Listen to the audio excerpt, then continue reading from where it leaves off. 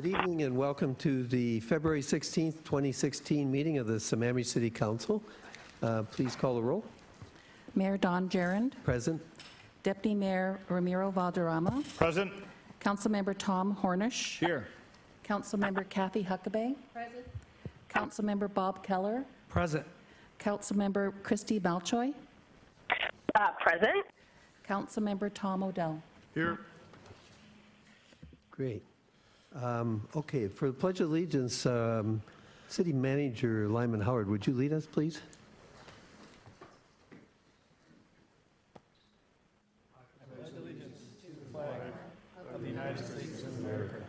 And to the republic for which it stands, one nation, under God, indivisible, with liberty and justice for all. You may be seated, Christy. Thanks. Do we have a motion to approve the agenda? So moved. Second. Okay, are there any on the consent calendar that we're going to take off? I'm told that we probably don't need an executive session tonight, is that right?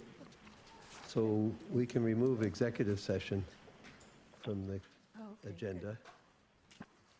Any other changes? Didn't I see some from Bob Keller this morning? We went over those. We did go over the agenda. I think Lyman is going to make a comment to city manager in city manager reports that was satisfactory to me. Okay, if there's none other, all those in favor of the agenda as amended, say aye. Aye. Opposed? Aye. By your vote of 7-0, it's approved. Student liaison reports. I don't see any student liaison here today. So no presentations or proclamations, so we'll go to public comment. And this is an opportunity for the public to address the council. 3-minute limit per person or 5 minutes if representing the official position of a recognized community organization.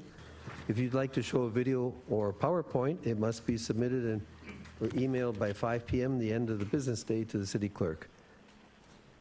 Please be aware that council meetings are videotaped and available to the public. So first is Louis Ting.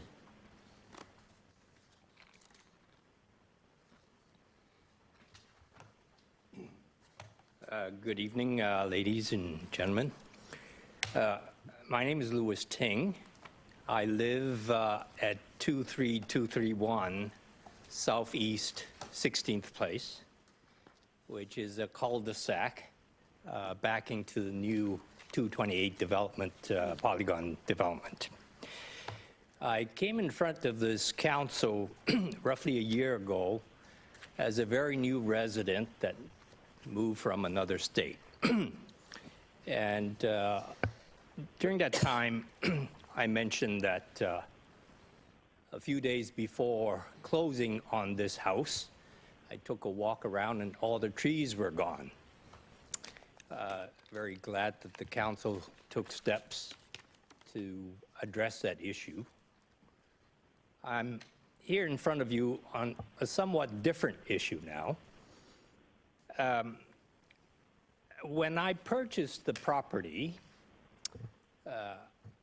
in doing my investigation, I was given a copy of the examiner's findings about whether there will be an access road going from the new development through 16th Place. And the examiner's finding that was that there was no merit in doing that, and that the only way that that would change is if this council changed that finding. I was just informed by neighbors that in the agenda for tonight is a proposal from the Planning Commission / Public Works Department. While I don't know the intricacies of these proposals, they were under the title of connectivity. I find it, I've lived all over this country and overseas.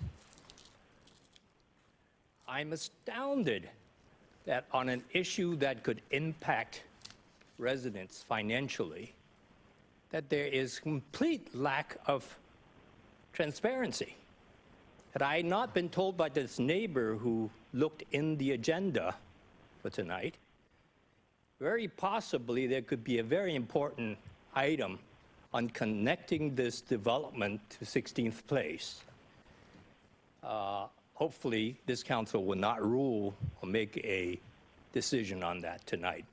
But there is complete lack of transparency from this city in informing interested party. I find that completely against due process as well as communications, let alone that there are all kinds of safety issues impacting certainly us. And we're at the second house down from the development, the cul-de-sac. So I wanted this council to know that this is not good process to come through the way it did. Thank you. Mr. Ting, the Planning Commission has been discussing this and holding public hearings. It's coming to us tonight not to take action on, but simply presenting their findings, and we'll be discussing it. There'll be later meetings. We'll have public hearings, and there will probably be I'm just guessing, there might be an article in the newsletter that goes out to every house on it. So there's no lack of transparency. And I know which neighborhood you're talking about. That project's already been approved with Opticom gate or emergency exit only into your neighborhood. So That's very good to know. yeah. Thank you for that. On the last point about access, they have been accessing the development through 16th Place numerous times, and I've taken photographs of it. Right. But there have been no, should I say, public works discipline of the developer. I'll just make one final point. There are developments going on all over our community. I don't think there's any way our Public Works Department could be properly staffed to supervise this kind of activity. I moved from a community that is smaller, and the staff is probably twice the size. And still they could not keep up with all the changes and all the problems that exist. So just one person's view on what's going on. thank you very much. Thank you Any very other much. questions for him? Real quick, Mr. Ting? Mr. Ting, do you have, I'm focused on the communication, and you're thinking that you weren't communicated with. What do you think we could do differently to make sure that you're informed? Obviously, your neighbor was following it and was informed. Do you think it's incumbent upon us to go around to each door and knock on it? I mean, we can't No. do that, obviously. What else can we do to make sure that the citizens are informed? I think there's a fair question on disclosure, on communications. I would just say back to you that you cannot possibly expect every resident to read every memo or note that goes through this council. This connectivity issue is in half a page. But more importantly, on a day-to-day basis, I called the Public Works Department to say that the construction has been going through 16th Place. No closure, no response. And I understand that because they have probably 50 other developments going on and all kinds of complaints from citizens. So what in fact will happen if this goes on is citizens would not call, it deteriorates. And that's not what we want. We want a very engaged. I would suggest we Citizenry. follow up and try to find out what's happening in that regard. Well, regarding the construction, sometimes construction vehicles are better coming in from a back end rather than off of 228th in the middle of, There have been occasions where the contractors found it best, and they've worked with Public Works to allow access from a different avenue, basically on a limited basis from time to time. But they've worked with Public Works to. Just so on context, the examiner's ruling strictly forbids access during construction. So really, this is a violation that should be fined if you want them to stop. Okay. Thank you. Thank you very much. Next is Pat Leong.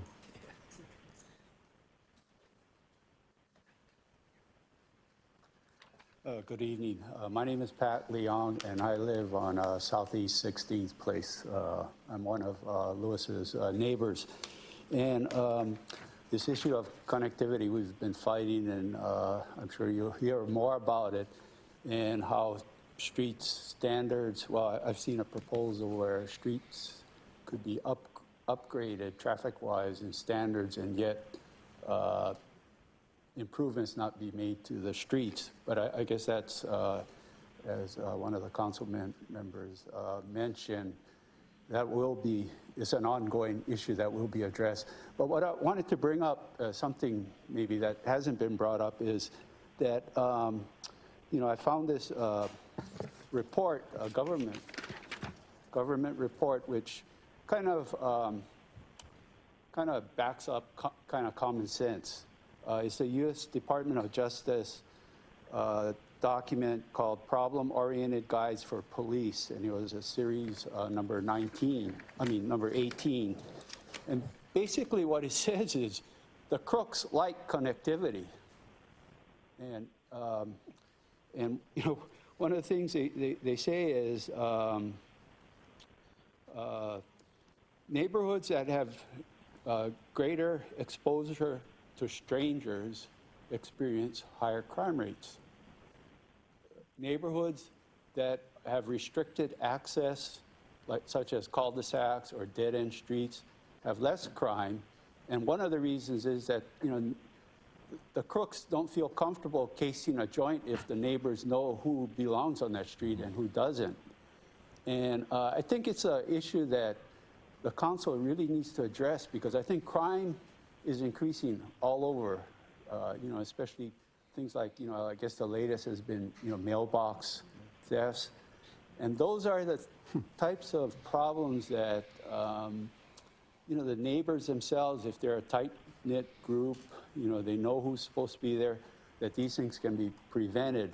So I guess, what I wanted to say was, you got to look at this crime issue now before it becomes a major problem, because right now we've been fortunate in Sammamish that crime, this type of crime, home invasion, I can't recall if we've had any, thefts, at pretty low level. But as we become a bigger city and we have more interconnectivity, the security of knowing everybody who should be on that street, we don't have that anymore.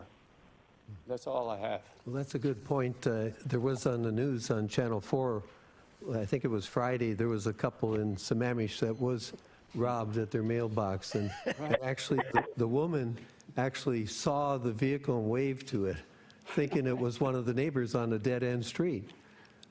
So even though Sammamish is considered the safest or second safest city in the state, we do have a wave of mailbox crimes, and the police are well aware of it. Deputy Mayor, you'd like to say something? Actually, Christy Melchow has a comment. Oh, okay. Christy. Thanks. It's actually relevant to Mr. King's comments with regards to notification.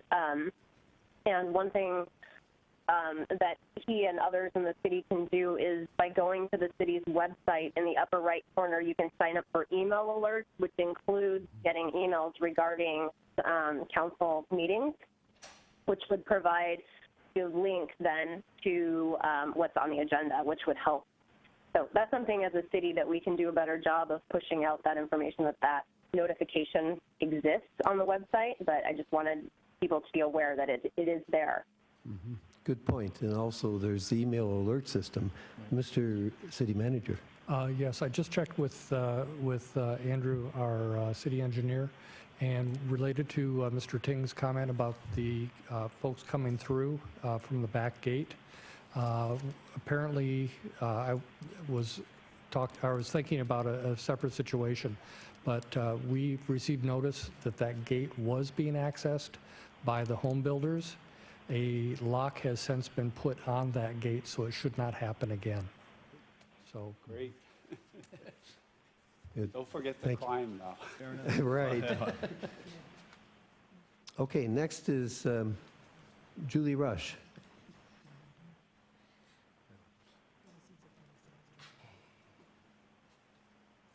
Hi, my name is Jill Rush. Oh. I've been coming here for the last 3 years pleading for our neighborhood. I want to piggyback on the last two speakers, which Your address, please. 1488 207th Avenue Northeast, right on the corner of 15th Street and 207th. I do want to piggyback on those two comments. One, we do live on a dead-end dark street that is private, and I do wake up to strange men on my property near my windows. And you know who those are? Those are the builders, and those are the contractors that you guys allow to go all over our private property. I am afraid to go to my mailbox during the day. I am afraid for my children to come home during the day because I don't know these men. And sometimes it was a little chuckle because this is Sammamish. But last week, Wednesday, I woke up to 3 men, or I didn't wake up, I was getting ready for work at 9 a.m. There's 3 men on my front yard, in the middle of my yard, next to my windows where my daughter and I were home alone, getting ready for work, walking and doing and chatting. I don't know who they are. I'm not safe here. That's not fair. And the other thing is transparency. I called Lyman and I left a message for you Wednesday when that did happen because we've done this for 3 years. There was no phone call back until today at 2 o'clock, which I returned and talked with Chris in the compliance office. And he did not have answers to my very basic questions of, are these people allowed to do this? We vacated lands. We did everything you told us to do for the last 3 years. And still, they are back. And now they are trying to build again on the lot that I talked to you about exactly a year to this date. This is my 32nd month of coming to this council pleading for you to protect and preserve our land in Sammamish, enforce this tree retention law that you guys, our council has fought so hard to get. Do not negotiate with these builders. Do not bend on the fines that they're actually, they deserve them. They do. We have had issues where they've clear-cutted. Excuse me, I'm sick, so I'm not doing well today, but I'm hoping I'm making myself clear. But we have builders, and the same builder that is coming back right now to try and clear-cut a lot that is very, very obvious that it is not buildable. And I have asked you 32 months ago, where is the SEPA report on this exception to this building lot? You have not come out. The old city manager promised that he would come over, and still to this day, not one council member has come to our house, not any but one council member. And thank you, Romero. You have always stood for the rights of the citizens. You have left your family time, and you have returned phone calls regardless of time, and you have come to building sites and homeowners for all. And what we would like to know is that all the building permits and the protocol and all the requirements for a building permit be enforced. And basically what Chris told me and what Lyman sent an email at 4:24 saying that I had not talked to Chris. Lyman did not call me back. I did talk to Chris at 3 o'clock for 17 minutes. Like I said, he had no answers that any of the compliance orders were in fact in place for this non-buildable lot that is, in your words, constrained by hazardous landslides, completely constrained. And that's Thank in you. the city of Sammamish. Mr. City Manager? But he also said that basically this permit is going to move forward regardless, and there's no plan in force for emergency vehicles, erosion plans, nothing. I But think in his- Mr. Howard has something to tell you then. Okay. Yes, we're going to continue to look at it, but the property owner does have the right to develop their property. He did develop the property. No, He actually has a house. He subdivided in 2011, subdivided this lot. He does have 2 homes, and now this separate lot that has sensitive areas, it has land. If you Right. ever, if This- someone would come out and see, there is steep slopes and heritage trees and no building land. This particular, it's my understanding, but this particular lot was approved for under a reasonable use exception in 2011. One of the major issues that this particular this property owner was working with was water runoff, et cetera, which was one of the earlier issues that we had. We still have exactly that. You have never addressed it. Well- We have well- still all of those issues unresolved. Mr. I'll tell you City what, Manager, I will follow up with Thank you. you directly. You will follow up with me directly? I will call you tomorrow. Thank you. great, thank Can you you. please copy the council on that correspondence so that we can be kept up to date? I sent that to the full council No, I mean earlier after today. you have Yes, looked into the yes. case so that we can keep Okay, abreast of this. sure. Thank you. And can we please keep a report of when SEPA will come out as on record? The City Manager will follow up with you tomorrow. Thank you. Leslie Lardy.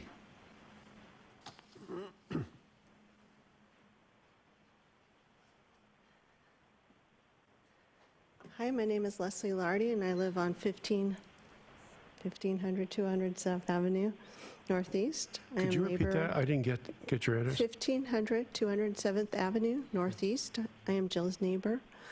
I'm here to discuss the development as well.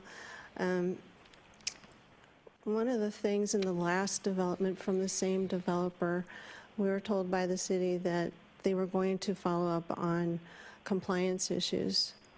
As of yet, the gentleman who just built still has not put the trees, retention trees that were supposed to be put back after clear cutting the property. I've lived in my home since 1996, and ever since the city has been in the process and have allowed permits in that sensitive area, not once has the city followed through on something that they've promised to us. I have a steep driveway next to us, and it's one of the steepest driveways in the city of Sammamish, and it's because the permit office at that time, back then, didn't come out and look at the terrain. We have this new house that has just been built, and they clear-cutted the property. We were told that they were going to have to reforest the area. It is still not reforested. They have 3 little trees out there, nothing to what we expected that we were promised by the city. Now we also have this new development that is happening. You know of the old council, the former council members here know of our drainage issues. You saw the YouTube videos. We still have those issues. Unfortunately, unfortunately or fortunately, you did pass some great ordinances to benefit other people of drainage issues and tree retention. Unfortunately for us, it was a little too late. We still have road damage. We have erosion damage. Now we're including another home there. I'm here because I want to make sure if you're going to come out and say that it's going to be reforested, that it actually happens, that you do follow up on the compliance. If you're going to say they're going to repair the road, you follow up on it. As Jill mentioned, we are now legal property record holders of Northeast 15th, and we're going to watch this like a hawk. We want to make sure that our road is protected, that our neighborhood is protected. We're always here. We're always coming to talk about this. We just want your help in follow-through. Thank you. Great, thank you. I do have one thing for your answer. Way back when the city became a city, they used to mail out mailings to the neighborhood, and it was very helpful when some development was going on or whatever was going on in the neighborhood. We did receive mailings for the neighborhood. And with this age of electronics, email, I don't know about you, but I get 200 to 300 emails a day, and I'm sorry, one more is just going to kill me. So I welcome snail mail. Okay? I think, Thank Mr. you. City Manager, don't they still have to put out the notice? Yes, they do, within a certain radius. 500 feet or They- something? They do that. Yeah, in this particular case, the original notification happened in 2011, and basically the permit went dormant. Bless you. The permit or development permit went dormant, and they have, I believe, 5 years or 4 years to follow through on that. And the developer came in just before it expired and resurrected it. So we'll May I follow ask up. We'll follow up with you. one question about that? You said in the email, or in part of the email that I received tonight, that it was, that the builder had made some accommodations for storm runoff, and to do with something about whoever put in the building plans previously to 2011. It's not the same builder that did that, so does that still? No, no, they are being required to actually tightline the water runoff from the property and put it directly into an actual system, actual storm system, so that it would not run onto or add to the water flow issues that you're having now. Okay. That's the theory. That theory doesn't work very well in our neighborhood. Okay, thank you. Councilmember Odell? Yeah, question for the city manager. Lyman, when this permit was reactivated, as you said, was a second notification sent out? No, I checked on that today. So that may be something that we want to look into revising, so that we do have a better track and a better information going out to the neighbors. I'd suggest that would be useful. Thank you. Considering that people move here, and so in those 4 years, you could have new neighbors come in and have no idea of anything Right. before. Good point. Is there anybody else that would like to address the council? Seeing none, public comments closed. Next on the agenda, well, we've approved the consented calendar, which consists of approvals of claims for a period of February 16th, a resolution revising the rules of procedures for the city council, a contract with public outreach and education with Triangle, proclamation World Spay Day, approval of the minutes of February 2nd, minutes of February 9th, and that's it. There's no public hearing tonight, there's no unfinished business, so we're on to new business. Item number 7, finances and capital plans. Oh, there you are, Mr. City Manager.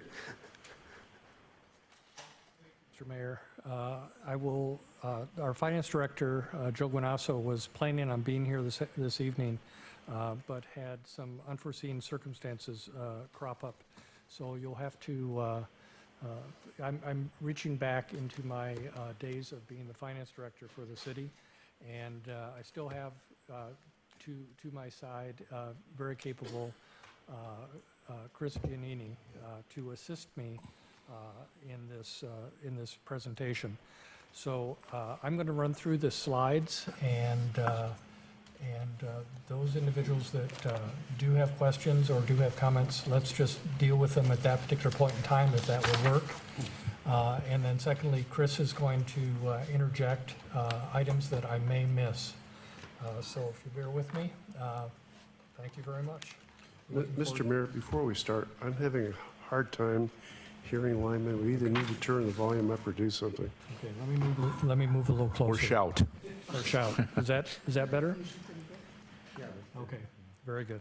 Point of order, are we going to wait for him to finish the presentation, or do you want us to gang up on him slide by slide? I think a little bit of ganging up would be good, but All right. he was a very good finance director, so he should be able to handle it. All right, very good. Come to his rescue. Thank you. So tonight, essentially, we're going to cover principles and practices, our operating budgets, and our capital investment, or CIP programs or plans. The city's core financial operating principles are as follows. Essentially, one of the things, or these are the core operating principles, I guess, that have worked successfully and have differentiated ourselves in many cases from other cities. So essentially, we want to stress those things through this discussion on how we have maintained a good success rate and utilizing the core operating principles that past councils have and values that past council has had. Again, we have prudent financial management. We have maintained lean staffing levels, and the core staffing levels essentially are supplemented with contracted services. We've also managed the operating budget at a sustainable level of service.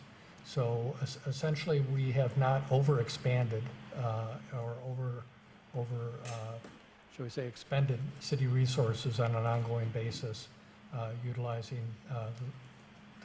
basically we've lived within our means. The other factor that comes into play is that we've treated our operating surplus annually as one-time money, not necessarily to be repeated over and over again. Some cities do spend their operating surplus on an ongoing basis, and quite honestly, that's gotten them into trouble. We're a good, quick study and try to learn from those mistakes that others do make. Again, one of the mainstays the council has had as a policy, as the development pays for its fair share of growth. They've tried not, by council policy, they've tried not to put growth on the back of existing taxpayers, but have development pay for that. And then again, responsible use of debt has been one of the tenets that we have been very responsible with. Debt has been served, we have used debt, it has been done for a particular purpose. So we'll cover some of these in greater depth as we go through. This is our poor attempt at a sine wave, but essentially, this is essentially how in most cases, the economy flows. You have your peaks and you have your valleys.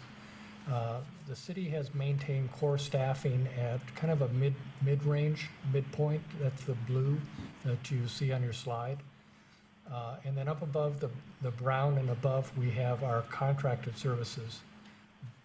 Those are over and above what the level of core staffing. It's much easier to cut back on core contracted services than it is to cut back on staffing.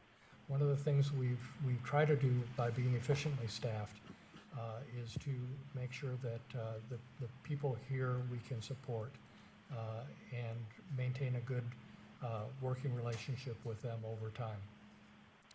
In between those two is essentially we're constantly making make-buy decisions. Is it better for us to hire staff, or is it better for us to contract out?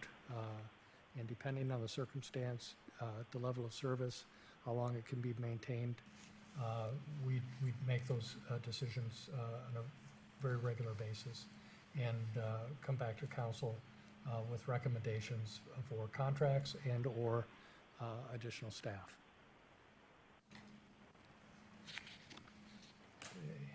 Okay, going into our operating budget, what we're intending to do is to give you an overview of essentially the way Sammamish operates, how we differ from other cities, and how essentially our financial picture is put together. This is our 2016 total expenditure budget, all funds. So this includes both operating as well as capital funds. You can see the largest component of that is the general fund at about almost $32 million. You'll also note that the next largest is transportation CIP at about $19 million. Given where we are in the size of our city, I'd have to say that we have quite a robust transportation CIP. given the needs of the community and covering that. Street fund is also very large compared to quite a few other cities, and we'll get to those slides a bit later. The street fund includes the robust overlay program that the council has determined is in our best interest. It's much better to maintain a street at a good level rather than having to rebuild a street after it deteriorates to another lower level of service. Oh, the other comment that I will make is, as it relates to the comment, total of $69 million without transfers. I hearken back to when the city was first incorporated. One of our council members was worried about double counting, and our council member Huckabee, being a CPA, is very much aware of that. So essentially what happens is you can quickly inflate your budget by adding in transfers in and transfers out. So if you do that, then essentially you've done double counting. As Councilmember Ken Kilroy used to call it funny money. So he'd want his slides without any of that funny money or that double counting. It's a bit of history. Okay, general fund expenditures. We thought it would be helpful to compare Sammamish, which is on the right, with all Washington cities as it relates to general fund expenditures. So you can see some similarities and some differences in how much money we spend on average as a part of our operating budget. This is purely by percent. So one of the reasons that you may see a difference is the size of the apple changes to some extent, but it is an indicator on how Sammamish differs. For example, most cities will spend more money on law and justice, which are police services and court services, on the left than we do on the right. Transportation, again, I'll point out that we tend to spend more money on transportation than most other cities as a percentage of our general fund. And for purposes of this particular slide, the general fund we have incorporated or moved in by definition the street fund as well. The street fund is considered an extension of the general fund for this particular purpose. Chris, any other comments that you'd make on this? No, I think you covered it pretty well. Okay, operating budget. Just to give you an overview on our operating budget. Operating budget consists of the general fund, the street fund, and our surface water management fund. Internal service funds are also considered part of our operating budget. Equipment rental fund, technology replacement fund, and our risk management funds. These are funds that we utilize to segregate general city operations so that we can categorize them. But essentially, we have about $43 million in our operating budget.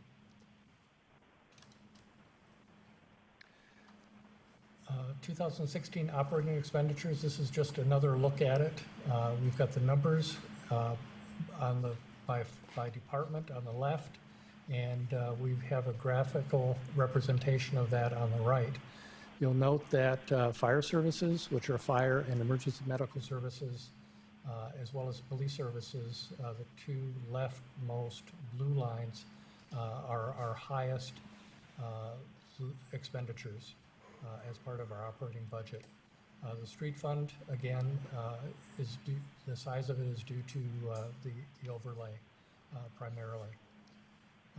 And then from police services, Parks and Rec is the next. Non-departmental will be another, and basically works its way down.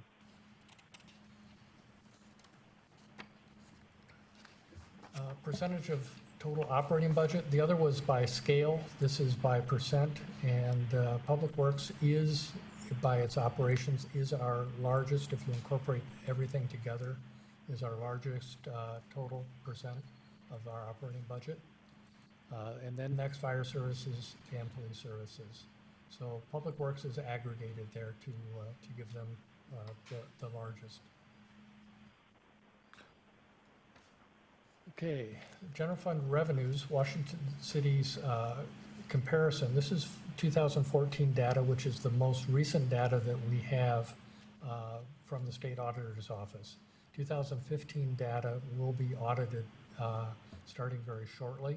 So this data is, in fact, has been audited, and so we're quite confident with it. In most cases, cities, if you look on the left-hand slide, or left-hand part of the slide, all Washington cities essentially have, for lack of a better term, a three-legged stool.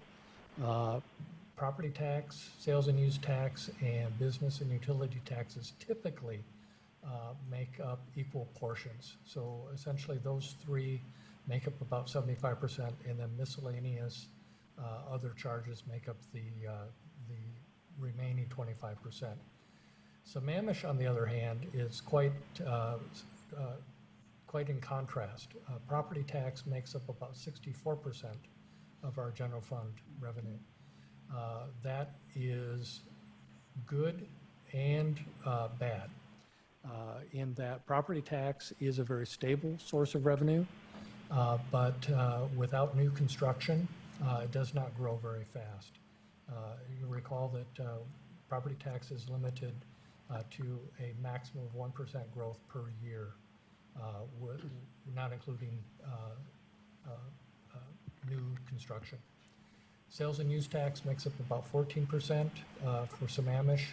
We do not have a large commercial component, but sales and use tax for most cities is about 25%. The sales and use tax, in fact, has gone up for a variety of reasons. One of them is a sourcing change that the state enacted within the last, 5 years?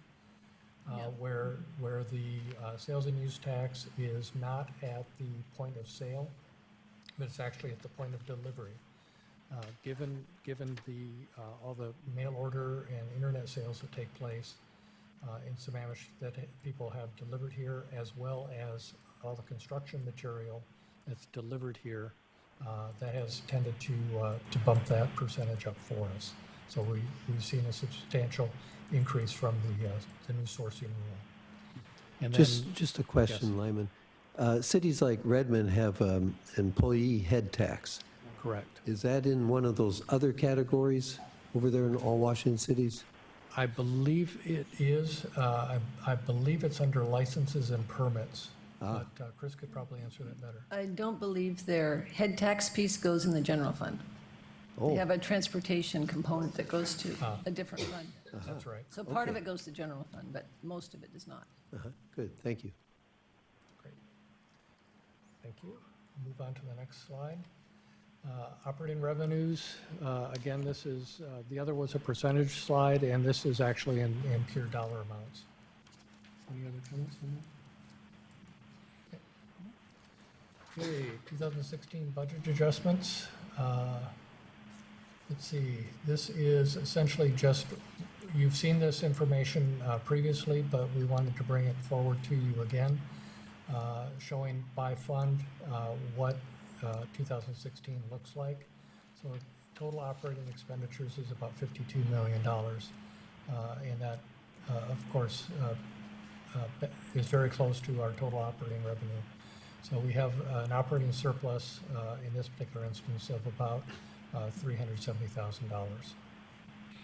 And this didn't include the $4 million grant that we're getting for Southeast Fourth? No, this did not. I'd like to ask just a quick question. I don't know if this is the appropriate place, but Information Services Replacement Fund. I wonder if you could just explain that a little bit more detail. Sure. What is that? That is the fund that we use to replace computers and PCs, and all the staff in IT is paid from that fund also. Okay, And so, various contracts we have with various software vendors. so this isn't budgeted necessarily to spend. It's if something comes up, then you're replacing it? Is that? Some of it is spent, and some of it is to save to replace computers. Okay. and other IT equipment. Essentially, it's like a fleet fund that a lot of cities have or companies have. If they have a fleet of vehicles, eventually you know that they're going to wear out. And so we do that for computers. Computers have a lifespan, and we know we're going to have to replace them, so we amortize that over time. But this is not purchasing any specialized software? It's not looking at the website? I mean, if it's a Yes, it replacement, is a website, and it does include software as well. Okay. Tom, you had a question? Yeah, can you just refresh my memory on the $4.5 million current adjustment for the CIP transportation? And when we redid the budget at the end of last year, we made that adjustment. I can't recall what that $4.5 million adjustment was for. Bear with us. That was for 4th Street, Okay, that's what I thought, but I wasn't sure. Okay, thank you. Sorry, what was the answer? Fourth. for 4th, Southeast 4th. Essentially, that money was going to be spent, I believe, next year, but we pushed that forward, given the needs within the area.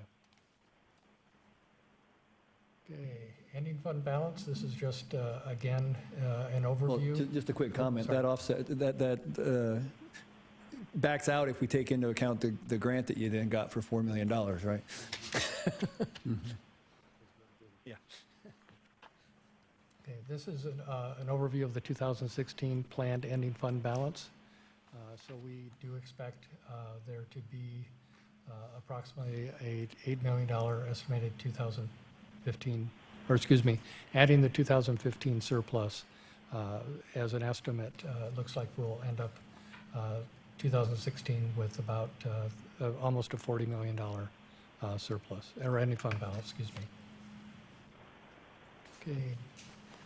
This is a very interesting slide, and the general fund, one of the great ways that you can look and kind of slice and dice how we compare to our peer cities is to look at our expenditures per capita.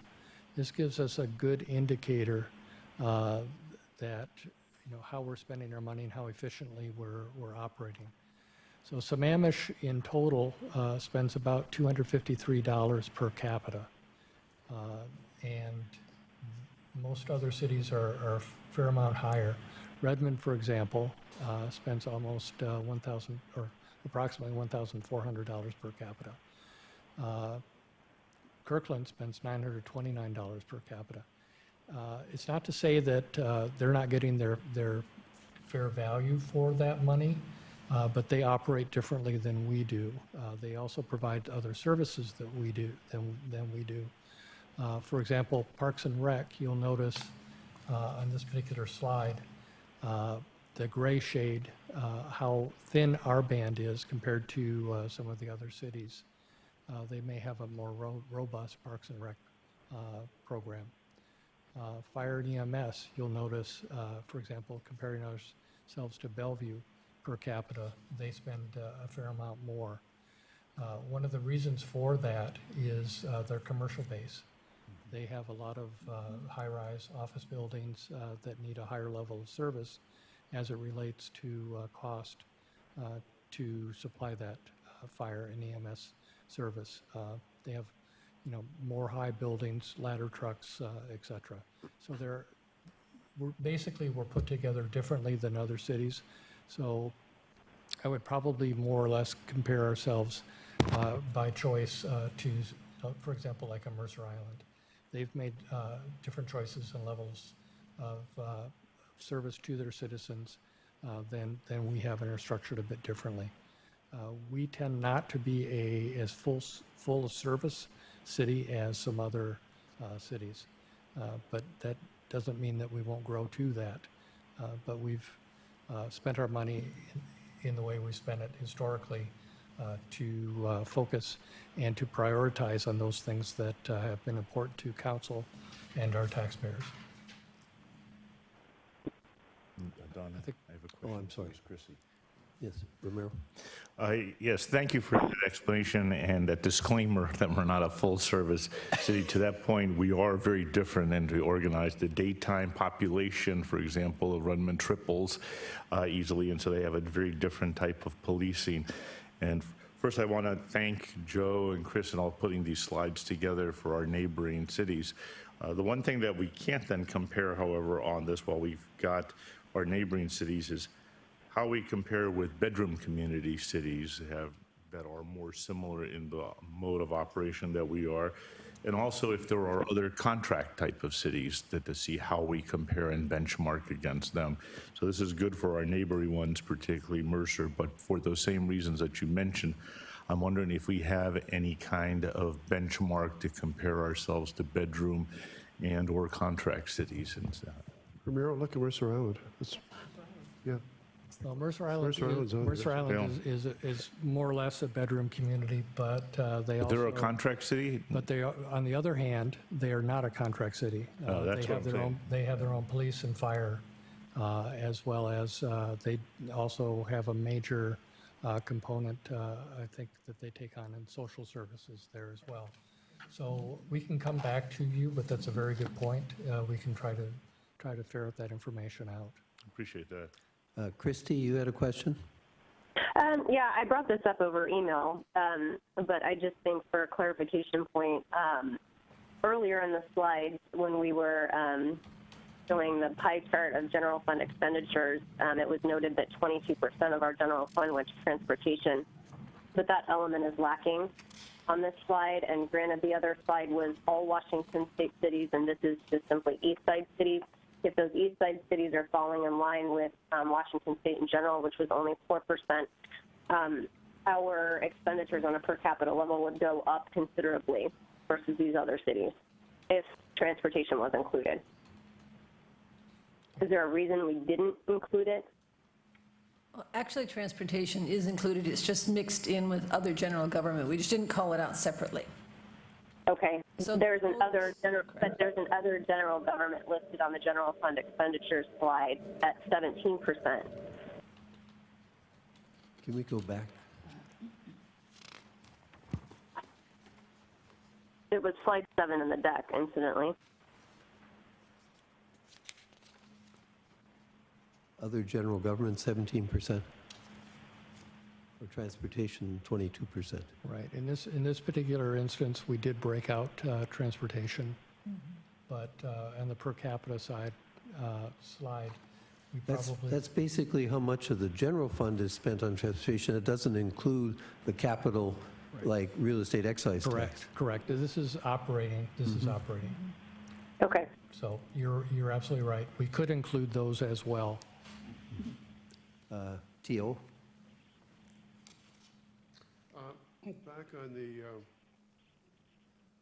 this slide here, Lyman, is one reason our gray band is so narrow is that we are not doing some of the programs that other cities might be doing? Absolutely. We do not, essentially we contract out within parks to have them provide services, recreational programming services. We don't do that internally. You're absolutely right. So that would also wind up in other general government, the top, dark blue? Oh, for other cities or for us? If we're Because contracting it out, I would think that the expense would be in the gray band.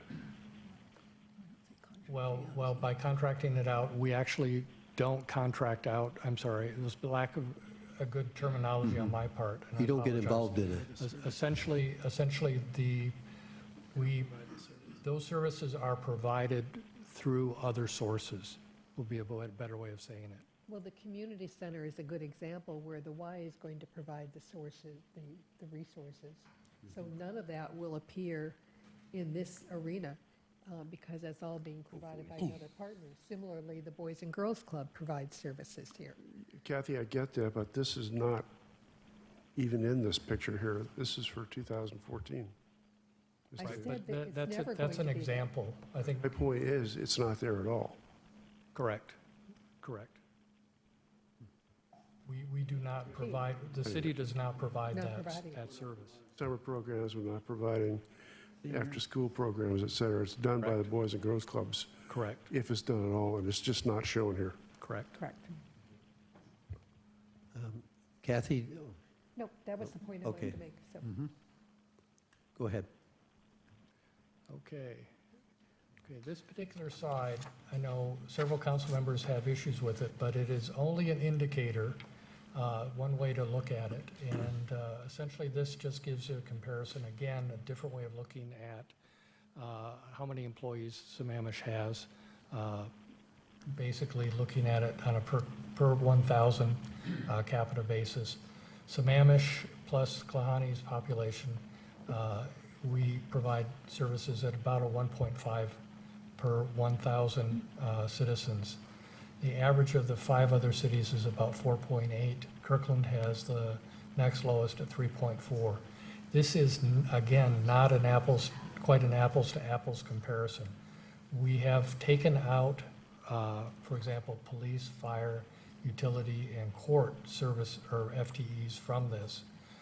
But it just is a stark contrast to difference in how we do business versus other cities. For example, most other cities, again, as Councilmember Odell mentioned, have recreational programs, and those are included, for example, in the 4.8.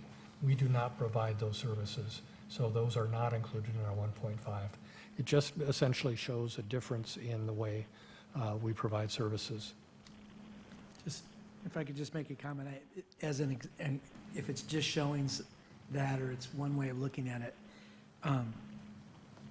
I actually like the previous slide much better. I think that's a fair view of the per capita.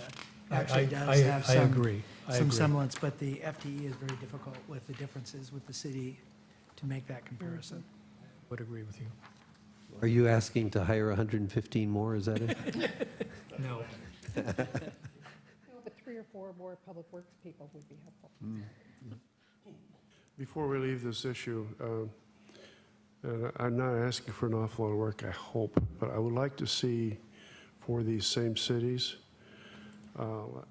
some sort of index on how many public works people per capita, per 1,000 residents, how many law enforcement people per 1,000 residents, that type of thing. Sure. So we can look at the service index. I mean, we can also, frankly, look at because we contract out sheriff and fire, we can really convert those numbers into FTEs as well. Absolutely. And I'd like to see that exercise done, because I think that would throw a little more clarity on why we're 1.5 when everybody else is a multiple of that number. Sure, we can do that. Thank you. Okay, this particular slide is intended to show generally the operating surplus that we have compared to other cities. It's gratifying to see that every particular city in this case does appear to have an operating surplus for this particular year. There are years when that doesn't actually happen, but I have to say we've been proud to be able to consistently do that. The red line that you'll see across are the expenditures, and the stacked bars are the revenues. So it's just another look. The variance between the stacked columns is our surplus. Between the red line and the stacked columns is the surplus. So ours, again, per capita is about $111 per capita. Oops, wrong way, sorry. Okay, this is another stacked bar showing expenditures as a percentage of the general fund. Again, east side cities, and as was mentioned earlier, it might be helpful to bring in cities that are more of a bedroom community. You can see Mercer Island being the one versus us would probably be the closest based on this particular look. But we do differ from them as well. So why is Issaquah not spending any money on transportation out of the general fund? Good question. Probably because they're spending it from another fund. Even the overlay program then? Yes. And that comes from our street fund as well as the general. Yeah. Okay. You can tell it by the condition of the streets. Okay.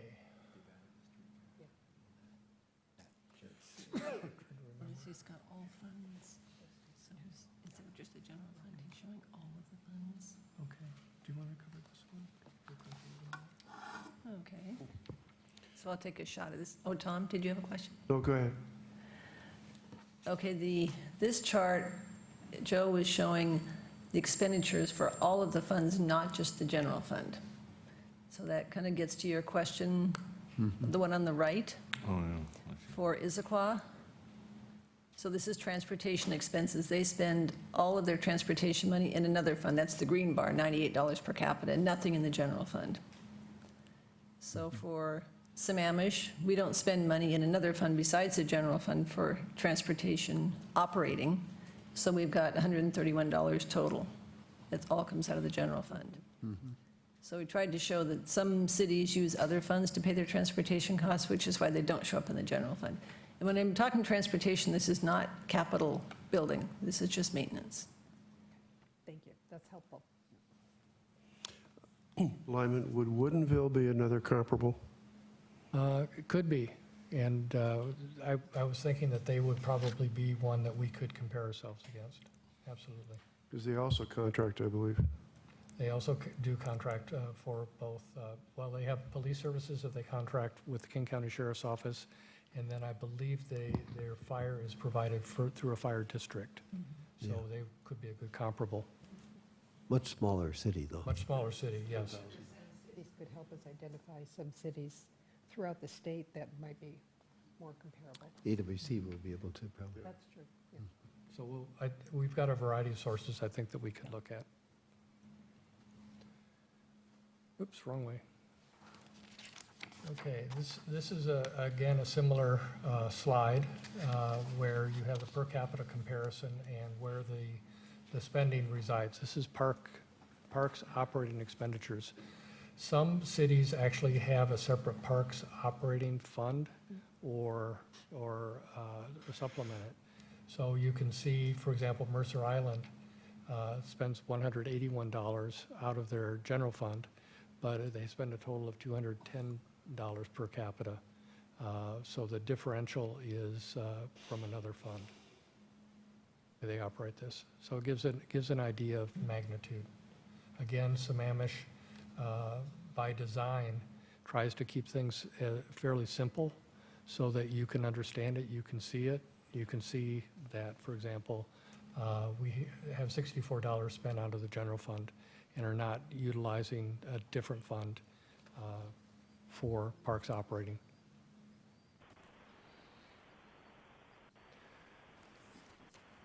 Again, transportation, oops, wrong way.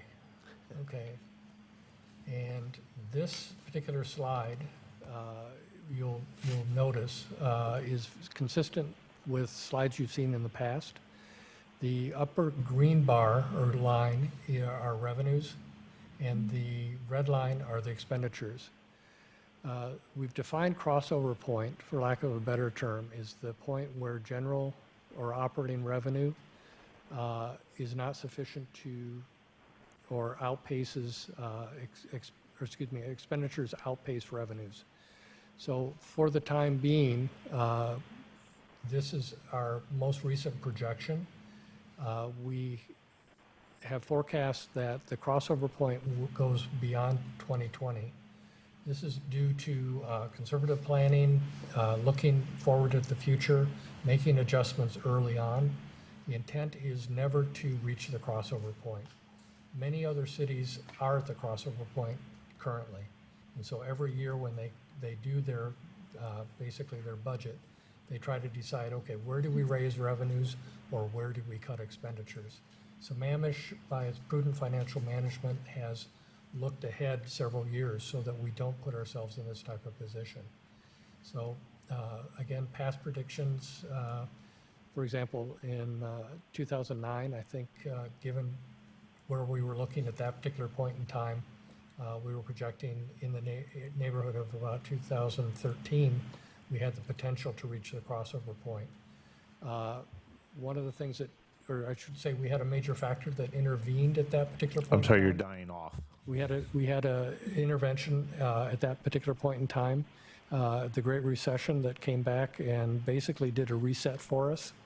So what we were facing prior to 2009 were expenditures going up at a greater percentage than were revenues, and that's a structural issue that we're watching very, very carefully as you go forward in time. We're at a point where inflation is very low, or fairly low by historical standards, and so we'll be watching that. The other factor to look at the revenue that you see here is this projects going forward with no increase to property tax. So you could widen that margin if you decided to with the property tax increase, but at this particular point in time, this is where things stand. The difference between the rate of growth in revenue and the rate of growth in expenditure essentially has the potential to give you a long-term structural imbalance. And that's something that we're very, very cognizant of and are aware of. So property tax, for example, can only go up to 1%, as I mentioned earlier. So if you're receiving inflation at, let's say, a 3% level, given the total amount of property tax that we receive as a percentage, we can quickly have that gap close. So it's something that we'll want to watch going forward. Kathy?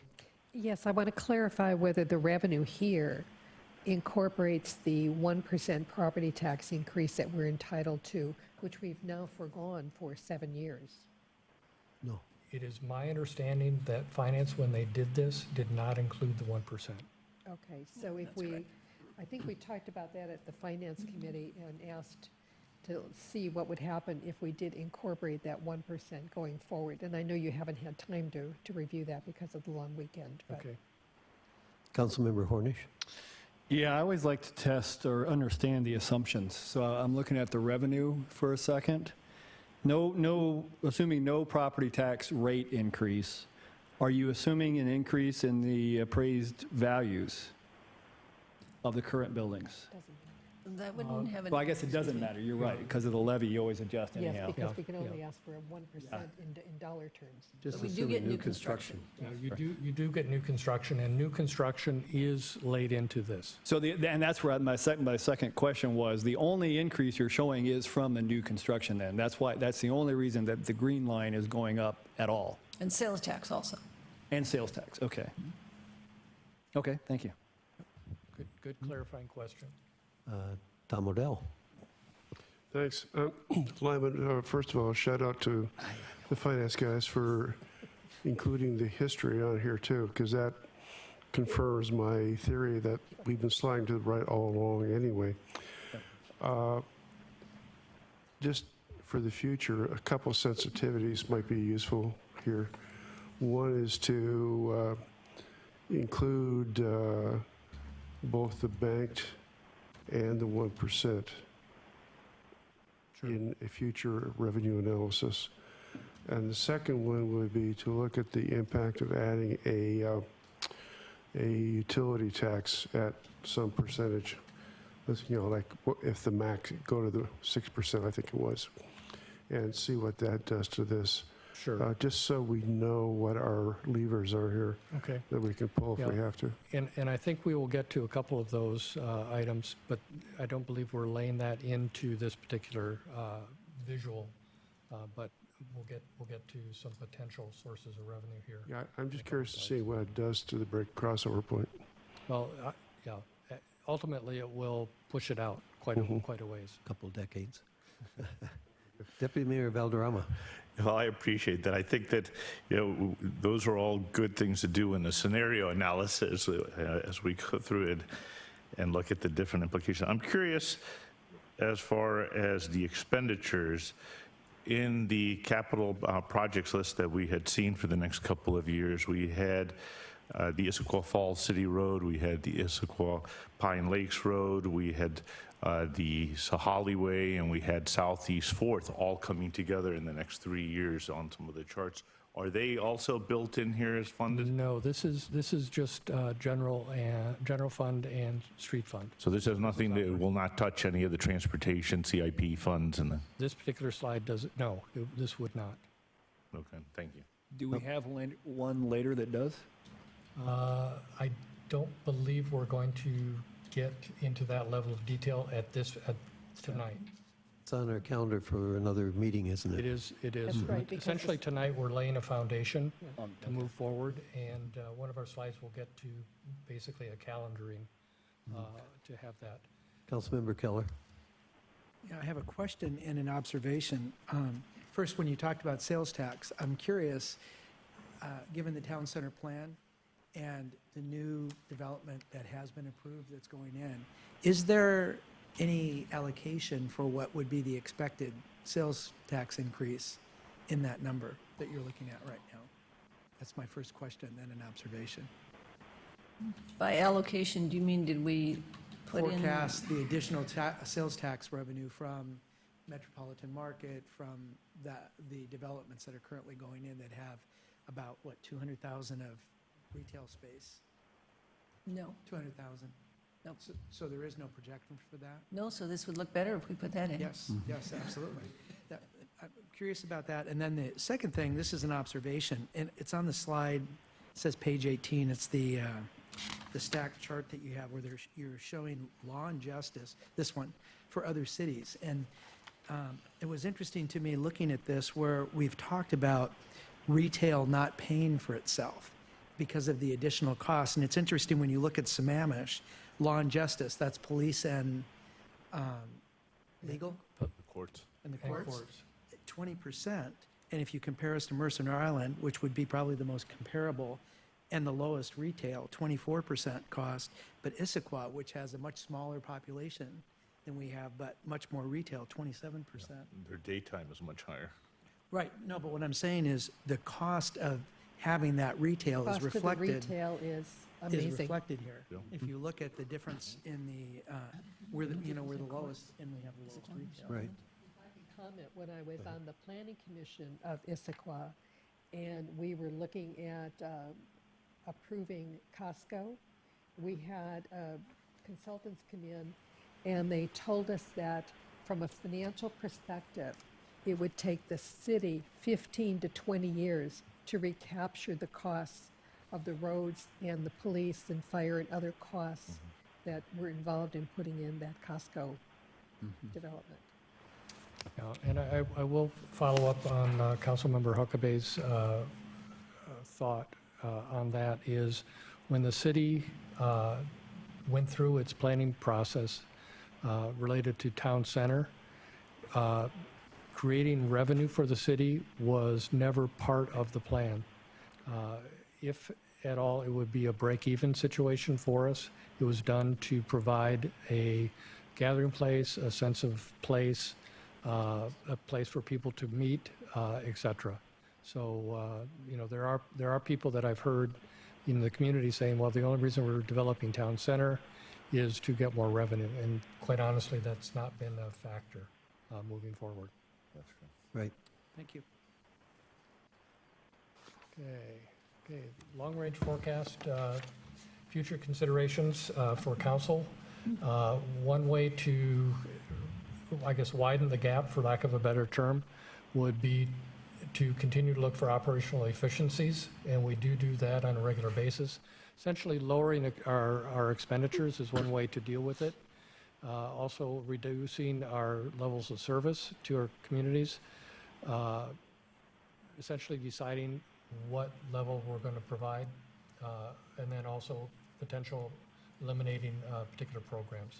The other also offset to this, or on the other side of things, other side of the equation would be to increase the revenues and look at untapped operating sources of revenue, or both.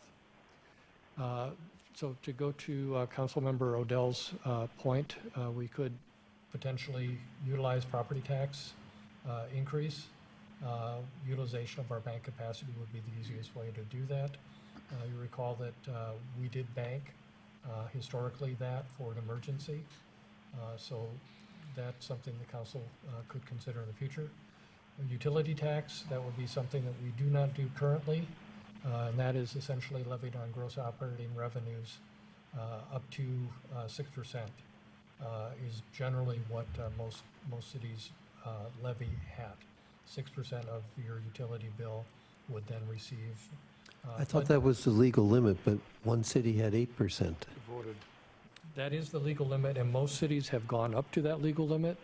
However, for example, I believe Kirkland has an 8% limit on some of their utilities, and they were able to do that through actually a referendum and having the citizens vote to approve that. It's not something that I believe that council can do on their own. And then also business and occupation tax. This, again, would be new to Sammamish, and it's levied as a percentage of gross receipts of a business. Most business people feel that this is a fairly regressive form of taxation, rather to be taxed on your sales, gross receipts rather than what your operating margin is basically. Romero, This would Romero has not- a question. This would Yes, not, thank you. On the slide before that you have there for continue to look at operational efficiencies, technology, and practice, I agree with that.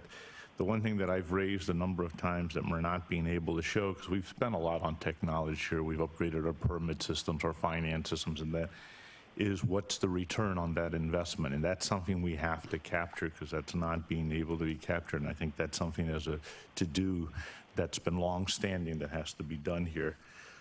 On this slide that we're looking at, the next one, the other thing that we have to look at is, or that I think we could be taking a look at, and not as a potential revenue source, but an offset, is where applicable, be ready to use the local improvement districts as a method. It's not directly revenue from us, but looking at where it's to a local area that's going to be benefiting, that they should be paying for that, and it goes back to the growth, pays for growth type of argument that goes on. Thank you. Okay, Kathy? And as I mentioned at the Finance Committee the other night, there's also a transportation benefit district, which many cities are using to either improve areas of the city or to put in transit throughout the entire city. So that is a distinct possibility. This is a tax on ourselves? It's a tax on ourselves for a specific purpose. So when you impose the tax, you have a specific plan in mind that you're going to carry out. If I drive that way. No, Otherwise, somebody else should pay I it. think some of it has come about because of the frustration that the state has not done certain things, and in certain cities, they have old roads, they need to do some things, and the only way to do that is to raise taxes from the community, and they've done so either by imposing the license tax or by a vote of the people. Councilmember Odell? Just further to Kathy, in the Transportation Committee, one of the things we have looked at and discussed, though not in any great detail yet, due to lack of, or due to emphasis on other issues, is the idea of bringing in an intercity shuttle of some sort, a van to connect the Klahani Shopping Center with the Pine Lake, with the Inglewood Shopping Centers, and maybe run down to Sammamish Landings Park in the summer type thing.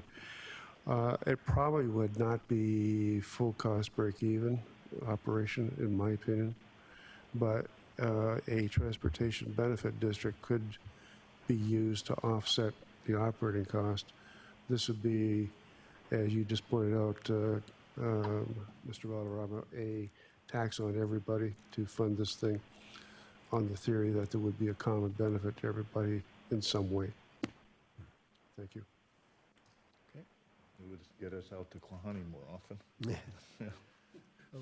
okay, these particular next set of slides basically just goes back to show the differences and how different cities are put together. For example, Sammamish per capita from its property tax raises $452 per capita. Most other cities, with the exception of Mercer Island, are less than that. We're limited in our sources of revenue, and structurally, our largest source of revenue is property taxes. Sales taxes, again, you can see some differences here between, for example, Sammamish and Mercer Island. Mercer Island, its bar is a little bit larger as far as sales taxes, and you can see that where Redmond, Bellevue, and Issaquah have larger bands for sales taxes. Then utility and B&O taxes. This is essentially where Sammamish stays consistent with its prior, and the other cities do build on that as a source of revenue. See how that grows. Okay, it goes to the other slide, or the other discussion on utility tax rates. Kirkland has an 8% utility tax, Mercer Island 6%, Bellevue's almost 6%, and Issaquah is 4%, Redmond is, I believe, 3%, and Sammamish is there. We have not availed ourselves of that source of revenue. It's a very nice thing to have that tool in our toolbox, but thus far, we've not considered it necessary to do. Now, we couldn't tax water and sewer because it's, Correct. We could not tax water. Under the current structure, we cannot tax water and sewer since they are special purpose districts. Kirkland actually took one of their purveyors to court several years ago, and the Supreme Court ruled that... I'm sorry, can you repeat that? Kirkland took one of their water sewer purveyors to court to try to enforce that, and lost at the Supreme Court. So the rule of the land in Washington State is that you cannot tax a special purpose district for utilities. Oops, wrong way, I think. Okay, this is revenues, again, by comparison. So essentially, this is a similar slide that you've seen before. Is there something we're trying to point out here? Added on the fees. Just added on the fees. Oh, I'm sorry, we added on the fees on this particular one, permit fees and other. So again, our band is not growing as substantially as the other cities. Okay, going to the question of potential sources of revenue, again, we have the banked property tax. The yield for that, this will be a one-time yield, and that would be about $1.5 million. Discussion on this particular source of revenue, is it volatile? No. Does it diversify our revenue stream? Not really. And is it equitable? The feeling is that it is potentially not as equitable as other sources of revenue. Utility tax, again, we would raise about $7.5 million at a 6% rate. So it's probably about $1.2 million per percent. Volatility, it's semi-volatile. Basically, people will adjust their how much utility usage they do based on the economy. They may cut back, etc. Or they could, in fact, for cable, they could drop their level of subscription, etc. Does it diversify our revenue stream? Yes, it would in this instance, since we do not have utility tax. And is it equitable? General feeling is it's fairly equitable because it's spread across the population in totality. Renters pay it. Everybody would pay into that. B&O tax, we anticipate that it would raise about $400,000 if you had the utility tax the B&O tax at 0.02% of gross sales. Volatility would fluctuate a fair amount based on revenue and the economy. Does it diversify our revenue stream? Yes. Is it equitable? Well, it's only basically on businesses. As it relates to the cost of collection in this particular case, I wanted to point out we probably, if we had a B&O tax, we probably would spend a great portion of that $400,000 to process it and collect it. It wouldn't be a very efficient method of us collecting it. You had a question? I didn't have a question. I had a comment on the first one on the banked property tax. If I'm reading this correctly, the 1% increase that we would be allowed roughly translates into $215,000, which would be spread across everybody in the city. So when people are concerned that their valuations have gone up 5%, we're actually only allowed to charge just that 1% more. And then this 1.5 million represents 7 years of Correct. dollars that were not imposed, but were banked instead, that we could go into that bank and reach and get that $1.5 million. Excellent explanation, thank you. Deputy Mayor Valderrama? And just to be clear, when we say we're banking, it means that they're not off the hook, that we could still come back to get that from the bank, and that they, because it's not that those are all completely gone, the city still retains the right to go back. That's why it's called bank. Yes. I think the equitable point where it says no on property tax, I would kind of You'd argue argue with that? that it is equitable. In fact, renters pay it indirectly. Indirect. And you have a more expensive home, you pay more. And so it's actually, to me, more equitable than a utility tax in that you may be in a less expensive home, but you end up having to consume the same utility, perhaps even more if you have poor insulation. So I'm not sure about the no on equitable for bank right. property tax. Thank you. I will discuss that with our finance director. Was that the intergenerational equitability, though?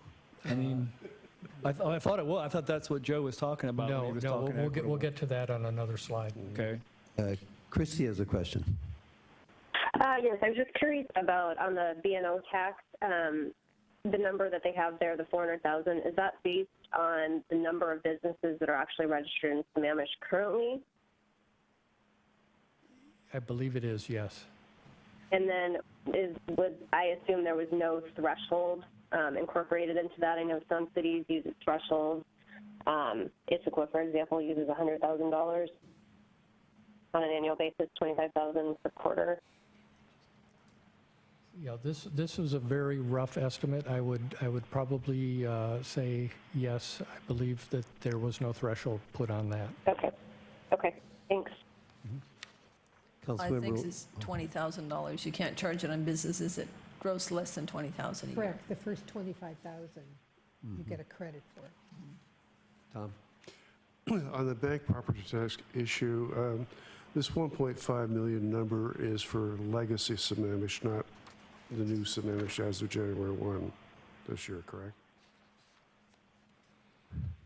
Does it include the Klahani Does people? include Klahani. Yes, It's it the does. number that the state, or the tax assessor gives us. So I think it's legacy. We would actually have to, I think, to research that a little bit better.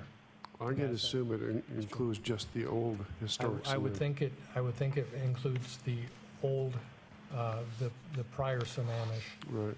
because the folks in Klahani were in fact not part of the city, and so therefore their capacity would not be banked. I just But want to we make can- that point Well, it'd be clear. interesting to see what answer you get. We will double check that, just to make sure. If that is the case, and assuming there were roughly 17,000 households in Sammamish, that works out. If we took the whole thing of 1.5 million, that's basically around $90 a household if we were to pop that.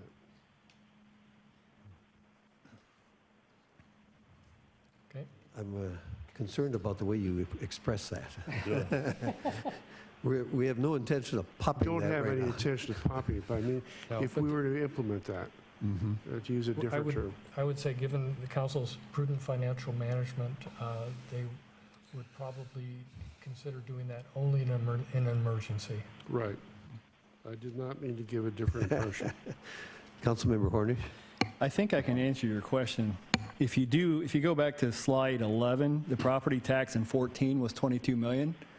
And if you take 1% of that, that's the 220,000 times 7 is about 1.5 million. So in 214, Klahani wasn't there. Yeah. So that tells you that this does not include Klahani at the 1.5 million. No, but the question is whether you could, if you raise it Oh, now- would you increase it? Could you increase it Can on we Klahani? equitably Yeah. charge them for that? I think you could only, we'd only have the bank portion for 2016 for Quincy. Right, I believe you'd only have the bank portion that you had already banked, but I believe you would distribute that among the total city, The whole city. so Yeah, let's give it to to include them. Kalani. But we will verify that. Next, please, okay. Conclusion is the operating budget remains in strong financial shape. The operating forecast is consistent with what we've done in the past, and we do have viable options for future financial planning. Capital plans, we want to shift there, and this is essentially what we've done thus far is try to lay a foundation for a discussion of capital plans as we move forward. This is paying homage to our past city manager. Before it was Rome, our original caption was Rome wasn't built in a day. However, we had to change it based on his input to Istanbul wasn't built in a day. It's not leading either. Constantinople. Constantinople. Okay, this is the capital planning process as we are planning on moving forward. Essentially, we have the comprehensive plan that the council has passed. We have the Parks Pro plan. We have the Parks Master plans, and those then flow into the Parks CIP plan. The Parks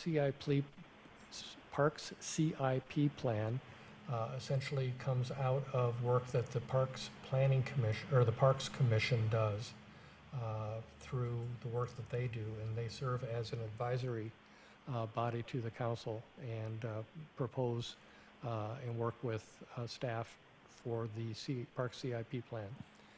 The transportation plan, capital plan, and the stormwater capital plan are essentially linked at the hip. As you know, when we do road improvement, we also have a component of the stormwater CIP that essentially works in conjunction with that. So that's how we move forward. These are our long-range plans, and we try to incorporate those into the various CIPs.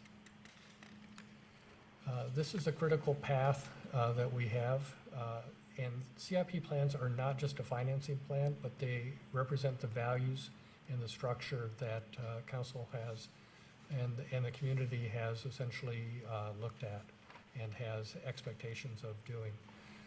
So basically, to meet community expectations, we do the CIP plans. Again, commissions have had input into this. Staffing levels have been aligned, and we take into account the design elements, the site studies, and the right-of-way for all these particular type of things. And then also we incorporate grant applications. So these particular CIP plans are reviewed with council, refined and updated every 2 years, rather than just overhauling everything every 2 years. We are in a cycle now to support the next biennial budget, to have this discussion with council as it relates to the CIP plans. So that will be coming forward for council in the next several months. And at that particular point in time, we are looking for council's input to those, because essentially those will then go into the next 2 years for the biennial budget. So this next period of time, if council desires to reprioritize, staff will be working with you to discuss the various CIP projects as we go forward, what the implications of reprioritization are. And so your opportunity is coming. Again, we're laying the foundation tonight for having that discussion, And as part of the program, attached to tonight's program, you received the CIP programs or the projects that are listed thus far that we're aware of, but we will continue to develop those. Councilmember Hornish? Yeah, when doing a budget, there's at least two ways. I think there's more than two, but one way is to do exactly what the city has done: review, refine, and update. The other way is to do a zero-based or a ground-up type of budget, and that's the overhaul, right? When was the last time the CIP plans were updated, or overhauled, sorry? Well, I would have to say we have built, historically, we've built on past plans, and we have not gone, as it relates to CIP, to not doing any CIP and then just building.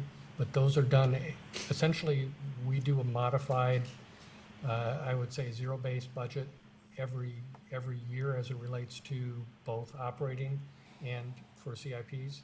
We go through and we will drop plans if they are projects, if they're no longer needed, or if council decides that they're going to do not follow down that path. For example, East Lake Sammamish Parkway at one particular point in time was on our project list, and it was necessary to have on our project list based on the policies that the council had. Council changed its policies so that it basically fell off that list. So that is essentially how we operate, and I guess in that particular point, to your point, that would be, I would say, an overhaul.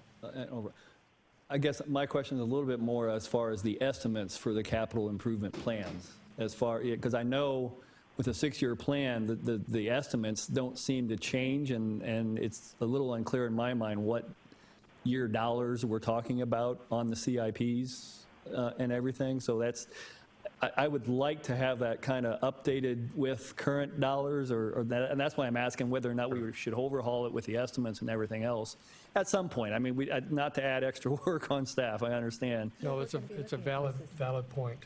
Typically, the dollars that are laid into the CIP are the dollars at that particular point in time. And then we never really know when we see it 6 years later if it's still there, when it was adopted. Well, yeah, at a minimum, those are adjusted every 2 years. The dollars. Inflation or cost of living or what? Okay. Yeah, Okay. what it would take to do that particular Yeah, project. okay. But your point is very well taken. Councilmember Odell? Thanks. Lyman, my greatest request is for all the CIPs to have a date somewhere on them. Okay. Because I have a collection of TIPs, and I struggle to figure out which one is the latest one sometimes. So please, Okay. general request, revised as of, and should probably also put the, as Councilmember Hornish just said, include the information of what year cost levels we're looking at. Okay. I'd be happy to do that. Along the lines of changing the TIP, for one, our discussion in the Transportation Committee, plus feedback from the open house on Southeast 4th, leads at least some of us to believe that we probably should include a rework of 218th and Southeast 8th that match up with Southeast 4th in a future TIP. Okay. So at what point do we need to bring forth that recommendation? You just did. So we will be looking at that in the next few months going forward. Okay. So speaking of that, the next few months, this is where we are at this particular point in time. Right now, as it relates to transportation, we're updating costs and revenue estimates over the next quarter or the first quarter. We're going to be finalizing the draft plan, and it'll be presented to the city council. In June is the plan. Our intent is to keep council up to date as we move forward through the next several months. Staff will be working with the Transportation Committee throughout the process. Stormwater management, again, will mirror that because those two different types of investment programs are linked very, very closely. And then Parks also has a very similar process, and they are in the process of going through and updating their cost and revenue estimates based on the programs that they have at this point in time. Parks Commission, by council direction, will provide input and feedback and finalize a draft plan to present to the council. Where everything comes together is in the June, where we do the presentation to council. That is the point in time where we are going to be asking council at that particular point in time to comprehensively prioritize those different projects. So for example, you could take some money from one REIT and put it in another REIT bucket, things of those natures. There are situations where you do have restricted funds and they can only be spent for one particular area. We'll discuss that with council. But the idea at that particular point in time is you will have all the information at that point and be able to actually prioritize and make decisions. We would like to work with council and would suggest that we arrive at a good set of criteria. I know Transportation Committee staff is going to be working with you to do that, as well as parks. What parks programs or what parks would go forward based on the criteria that council chooses. So I think that will be an integral part of the process. On your Parks schedule here, you show March and April as Parks Commission input feedback. Are we going to schedule a joint meeting with Parks Commission so basically the council is more in tune with what the Parks Commission is doing? I believe we have, do we have that scheduled, Jesse? Not at this point, but we certainly can do that so that they could receive some feedback directly from council. Sir. Okay, thank you. Great, thank you. And again, CIP funding sources, as you all know, transportation has real estate excise tax, impact and mitigation fees, grants, potential of utilization of debt, and then use of operating surplus. Parks is very similar. However, we've not, Public Works Trust Fund loan, if the state's situation changes, we would hope that source of revenue would be available again. General CIP, again, Public Works Trust Fund loan could be utilized there, and operating surplus. Surface Water Management CIP essentially is done with grants, system development charge, and operating surplus from the Surface Water Management Operating Fund. Surface Water Management CIP is a little bit different in that it is a utility program, and so it's separate from the rest of the city. It operates as a utility, essentially as a small business. So there are some issues with the surface water management. As we go through the CIP program, we'll be particularly cognizant of cash flow as it relates to that. Again, this is just another way of showing the different sources of revenue for the 2010-2014, where we received our money. Planned expenditures, again, where the money has come from, transportation, parks, general government, CIP, etc. So we essentially have used funding as pay-as-you-go, minimizing the use of debt as we go forward. Do you want to comment? No. Oh, okay. 161 million we've spent in 15 years, so about 11 million a year. Yeah, exactly. Whereas before we incorporated, the county was spending about a little less than $1 million a year in, yeah. Don, before we leave this chart, this is really a very telling chart to me. We've done a lot of work on transportation, parks, but surface water, we've, to my mind, kind of dropped the ball. Nope. And there is a stormwater utility charge or something like that that I think we raised a year or two ago. Are we, in light of some of the problems we've been talking about, Zacuse Creek, Tamarack. Thompson, Inglewood, are we getting enough out of, Are we behind in that area? yeah, Yes, yes, we are. And so one of the things that we're doing currently, council directed us to look at, for example, our first area is Tamarack. mm-hmm, And so we'll be coming back with a plan for that particular item to correct some of the issues there. That, in fact, would be a perfect example of utilizing surface water management CIP funds that is not linked to transportation. well, I'm wondering, there are two things here. One is, the Tamarack is largely an existing development that perhaps didn't pay enough to start with. So is this an area where we want to use an LID as an example, possibly? That's what I was thinking. You could definitely potentially utilize that. Mhm.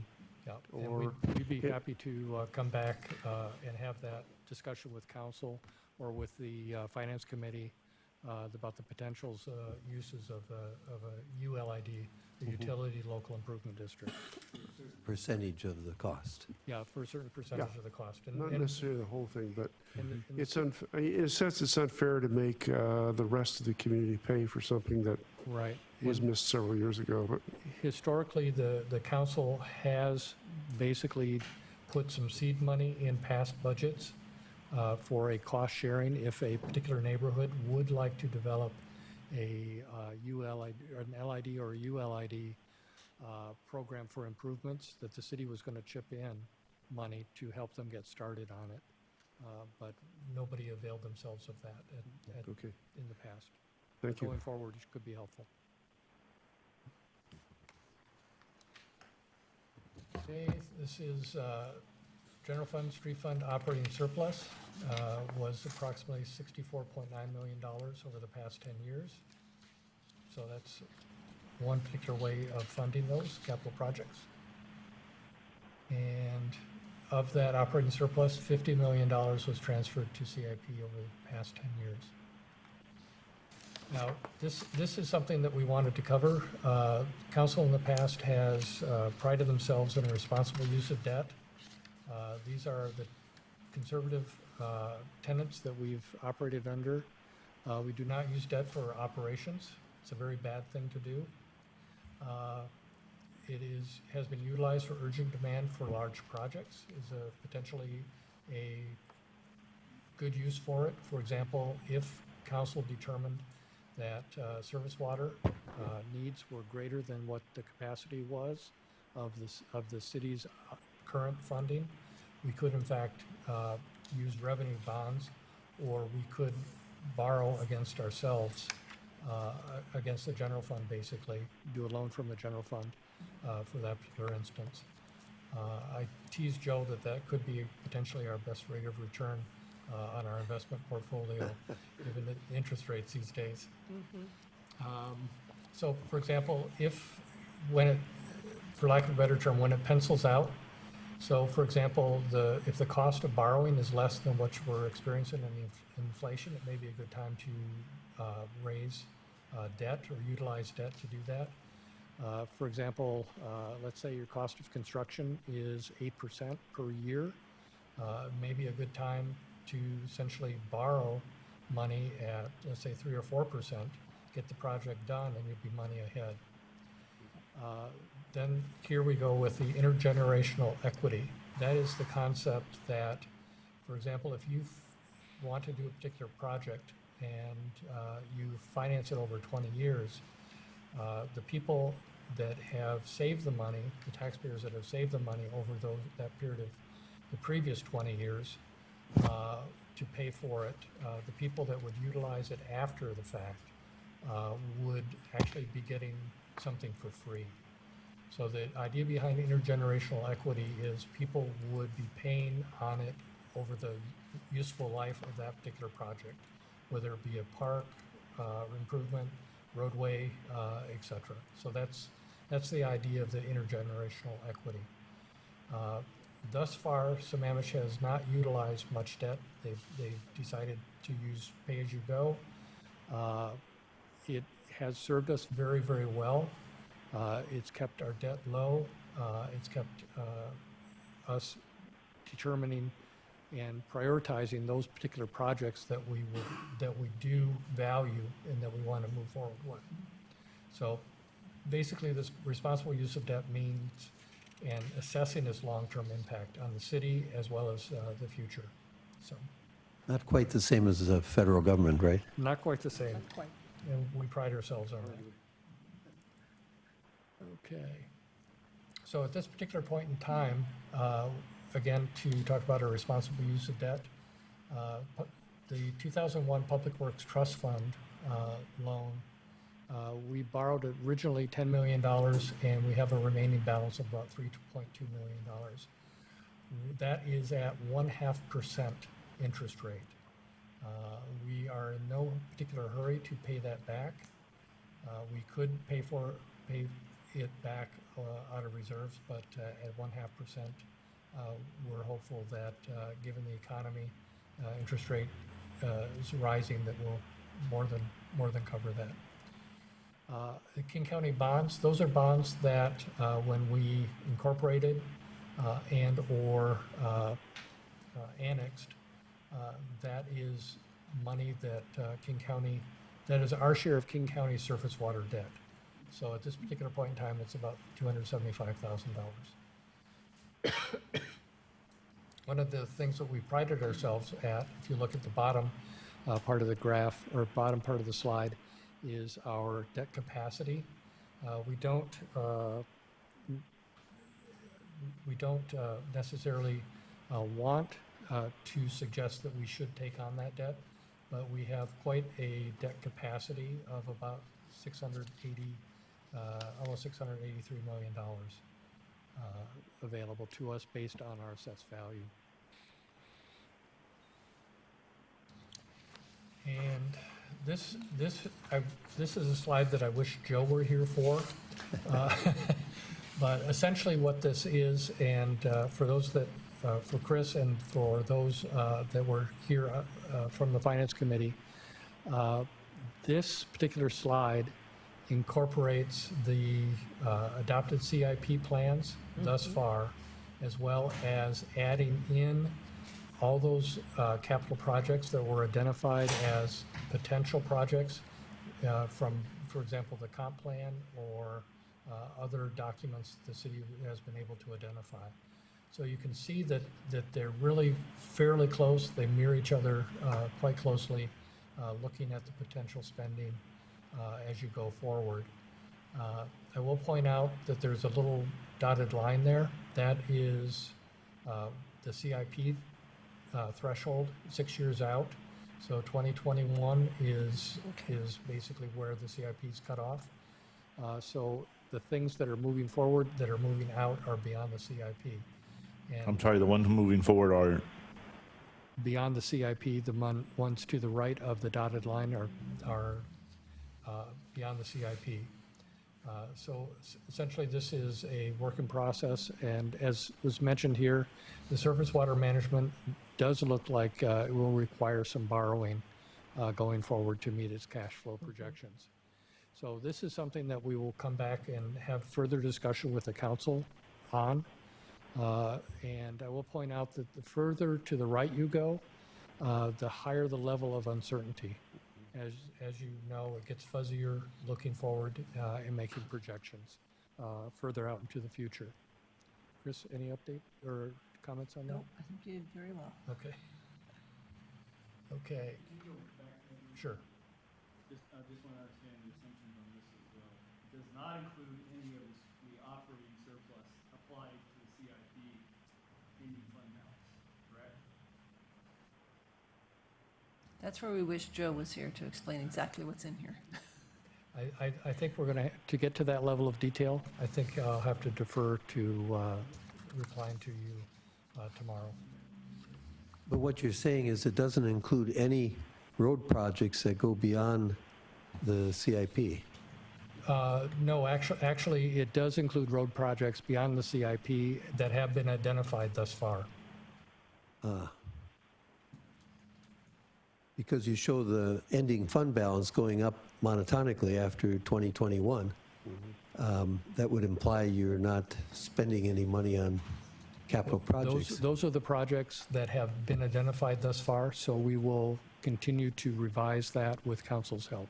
As the projects start to peter out over time. But we know that may or may not be the case Right. from a practical standpoint. At this point, it does. Okay. And in conclusion, again, CIP, we're looking at it strong, it appears to be fairly strong. The long-range outlook, we're continuing to look at a positive trend.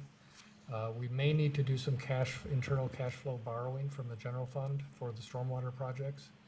And again, potential use of debt, depending on the desire of and the policy of the council, depending on the market conditions and timing of the projects. So those are all things to consider that we will chat with council about over the next couple of months. Again, this is the slide that I showed before. We're going to be coming back to council, working on the draft plans, setting the criteria by which they should be developed, and work closely with council as it relates to prioritizing those next CIP items and the particular projects involved. So the next, again, this is, we're going to present the CIP plans May to June, but we'll work with council in setting the criteria prior to that. And then for parks, we'll try to arrange a joint meeting with the Parks Commission to help inform them as they have their recommendations and discussions. So the three plans that are going to be coming together are transportation, stormwater, and parks. So our intent as staff is to bring a consolidated look, so you have all three of those at the same time. What we've done in the past is that we've taken them to you one by one, and so you've not been able to prioritize between those different CIPs. And I understand that is council's desire to both scrutinize the individual projects as well as prioritize between those different CIPs to the extent that you can. Okay, again, we'll be working with council to help provide you with additional information to frame the discussion. And again, some of the criteria that we've talked about are if they're federal or state mandated, is there a public safety issue, getting citizen input, leveraging of funds, maintaining or improving levels of service, the environment and protection of the environment being important to this council, geographic distribution, and economic impact. Those are all items that staff talked about or thought about as potential criteria. And I'm sure there are more criteria that we can work with as we move forward. So that is the end of the presentation. I apologize for the length of it, and I also would like to thank Chris for her assistance in getting through this. Joe would have done a much better job than I. You did a great job. Deputy Mayor Valderrama. Yeah, well, first of all, I wanted to thank our Roman, who's not present here, Joe, Chris, and all the finance department for the presentation and yours stepping up, because I thought that was a great job that you had done. If you go back one slide that you just put in there, the criterias, is the assumption, or is it for discussion, that this would be done, the establishing the criterias through the Finance Committee in conjunction with city staff, and be bringing us the criteria list for our consideration? That, if that is a direction that the council would like to direct to the Finance Committee, that would not be a bad thing to do. Yeah, that's up to you. Do you want to do it, or would you like Yeah, us let's to do it. I'm not on the individual? Finance Committee, so Okay. I'm for it. Member Odell. I'm with you. was going to say that one of the things we're trying to do in the Transportation Committee is thrash out stuff that probably wouldn't be flying at the whole council level. Absolutely. And I'm thinking we can use the same approach with this as well. One thing I'd like to see next time we get to this is have all three of the CIPs on a single sheet of paper by year. It might be a bloody big sheet of paper, but either that or the font's going to be really small. I'm not sure which, but that way we can look at the roll-up by year easily. And the prioritization. And that'll help us shift stuff around if we need to. Absolutely. That's a great idea. Three of us are on the finance committee, and I'm chairing it. I think that's a really good idea. The leftists are all on the finance committee? Good. Any other comments, questions? Nope. Great. Thank you for that. Thank you, Council. Is the Public Works Standards. Do we want recess? Okay, a short break. Yes. Before we go to a short break, I wanted to catch Lyman while he's still here with just a very quick question. We have two gentlemen in the audience that have come to hear about public works standards, and they're very involved in that. And I looked at the calendar ahead, and nothing on the calendar shows or identifies when those are going to be brought back to the council for conversation. Did you talk at the agenda meeting at all about when that might be brought back for conversation so they can take that back to their neighborhoods? Actually, I could respond to that. On Friday afternoon, Public Works loaded the calendar, shall we say, for lack of a better term, and it was given to me today to review, and I have not had an opportunity Okay. to review it. But it is a work in process, and it was a direction that we received from council and then from me to make sure that all the departments are getting things scheduled on the calendar. So that should be actually on our website within the next couple days. Oh, good, because I looked out through May and there's nothing on there. Yeah, Thank it looks as though at this particular point that council has a very easy number of meetings with limited items. I can assure you that it looks That will more or change. less packed. So that's where we are. Thank you for a good question. Okay, we'll take a quick break. Okay, back in session. Next is Public Works Standards. Mr. City Manager? Thank you, Mr. Mayor. We have our city engineer, Andrew Zegers, here tonight. And the intent is to, and Frank Blau is also here. Thank you very much. I think they're going to tag team together on this particular item. This is essentially I would say, an enhanced handoff from the Planning Commission to give you a better focus on what is being handed off to you. We did an abbreviated version, I believe in December, but we determined at that particular point in time that we needed to come back and do it again and do it the right way. So thank you for your patience with this, and without further ado, I'll turn it over. Good evening, Mayor, Deputy Mayor, and fellow council members. Like the city manager mentioned, we are back here to do a handoff for the public works standards from the Planning Commission to council.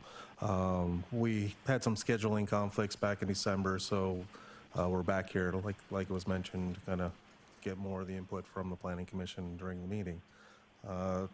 Quickly for the handoff, or you cannot hear me? Okay. How's this? Better. Better. I wish I can move these mics. Okay. Think of it as the Grammys and hold it right next to your mouth. Not so lucky. Okay. Our goals for tonight are to kind of review the City Council's direction that we were given to go to the Planning Commission on the certain items for the Public Works Standards. I'm going to do a brief explanation of the process we went through with the Planning Commission, and then I will be handing it off to the Chairman of the Planning Commission, Frank Blau, to kind of go over the recommendations for the items that we were discussing.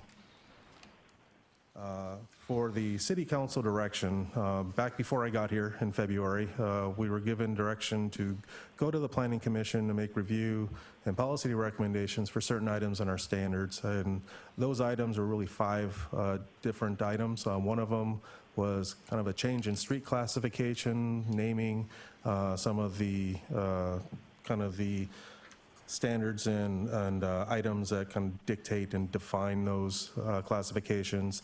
The way we use our right-of-way for local streets, mainly the right-of-way width and roadway width and our cross-sections. Then discussion of connection to substandard streets to be more in line with our comp plan compared to what our old 2001 interim standards had, which was very lacking in definition. Connectivity between old and new, also old streets or streets where there are none, also trails and sidewalks.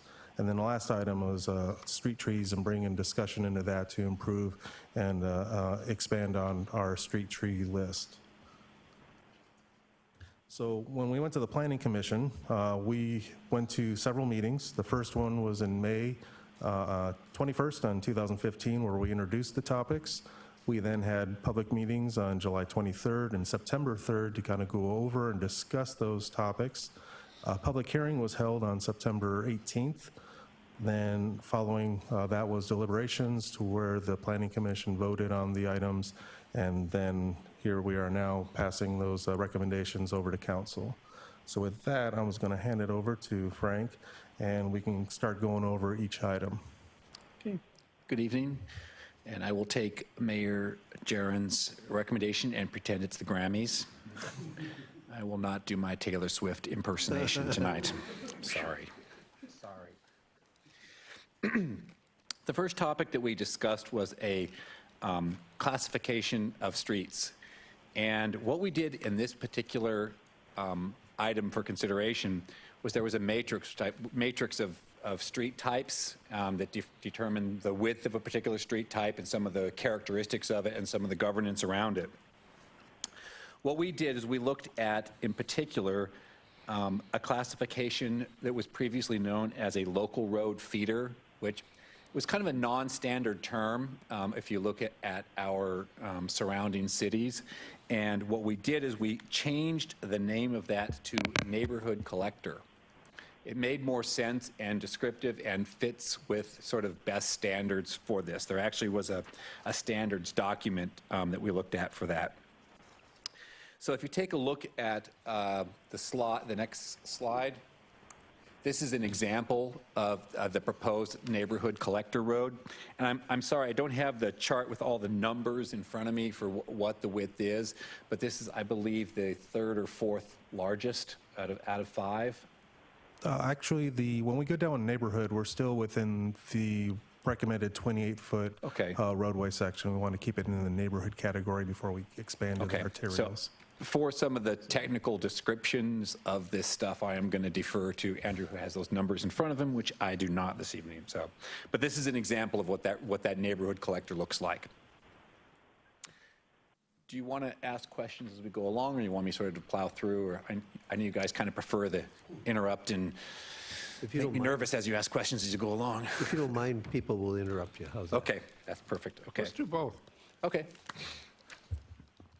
So the next is one of our favorite terms. It's called a Woonerf, and it's I believe it's a Dutch word.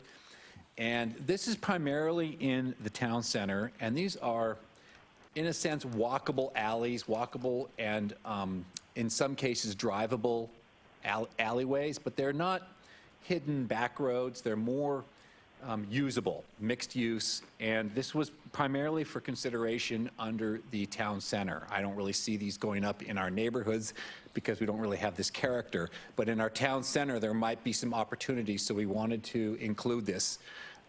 We did note that there are some sort of pseudo Woonerfs up in the Highlands area if you want to see what those look like and how they function. I think they add a lot of attractiveness to a downtown area. I spent some time in Europe last year, and this is actually far more prevalent there than it is here, and there's some pretty interesting sort of character that you can build around these Woonerfs, so we wanted to include them in our public works standards.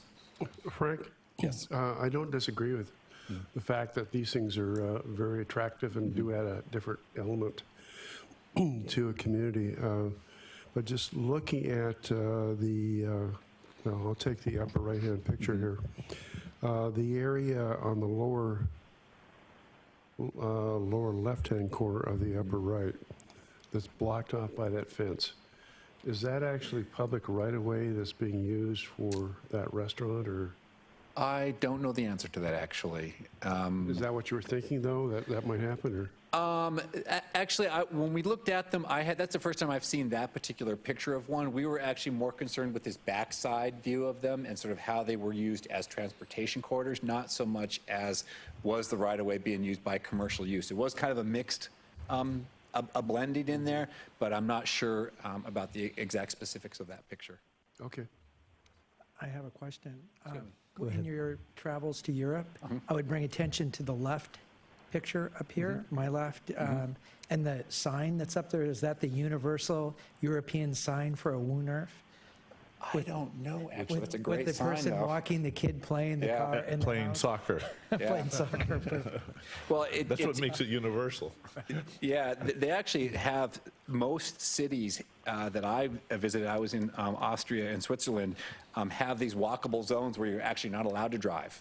And they are just wonderful, anybody who's been there knows, they're just wonderful areas to walk around in, and really strong commercial sense to them also. So it's quite wonderful. Copenhagen has that too, Yeah. and you'll also find cars on those roads going about 5 or 10 miles an Yeah. hour, and little trucks, delivery trucks. Kind of and the things, idea, too.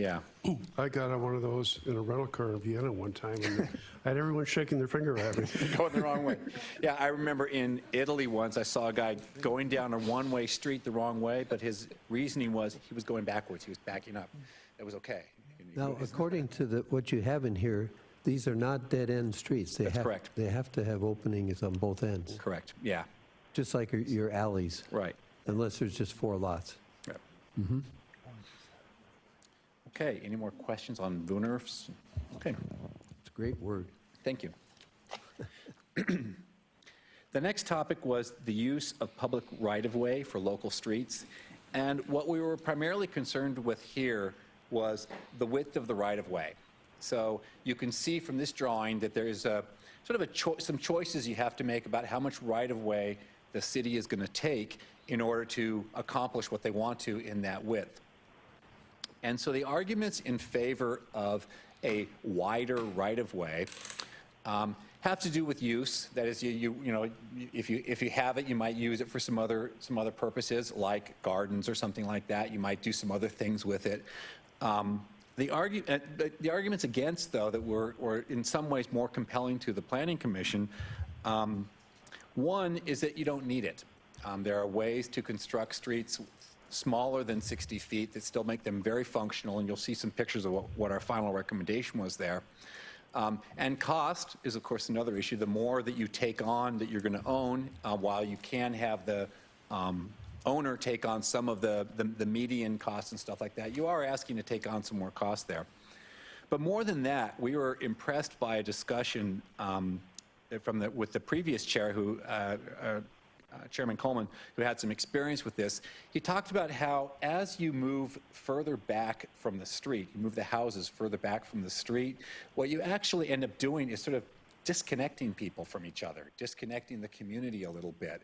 And yes, it goes to a density issue also, but it also goes to a neighborhood character issue. And we felt that keeping that a little bit closer together, a little bit closer to a little bit thinner right-of-way, creates more community, a little less sort of a feeling of when you're going down these streets that these people are connected to each other in these communities.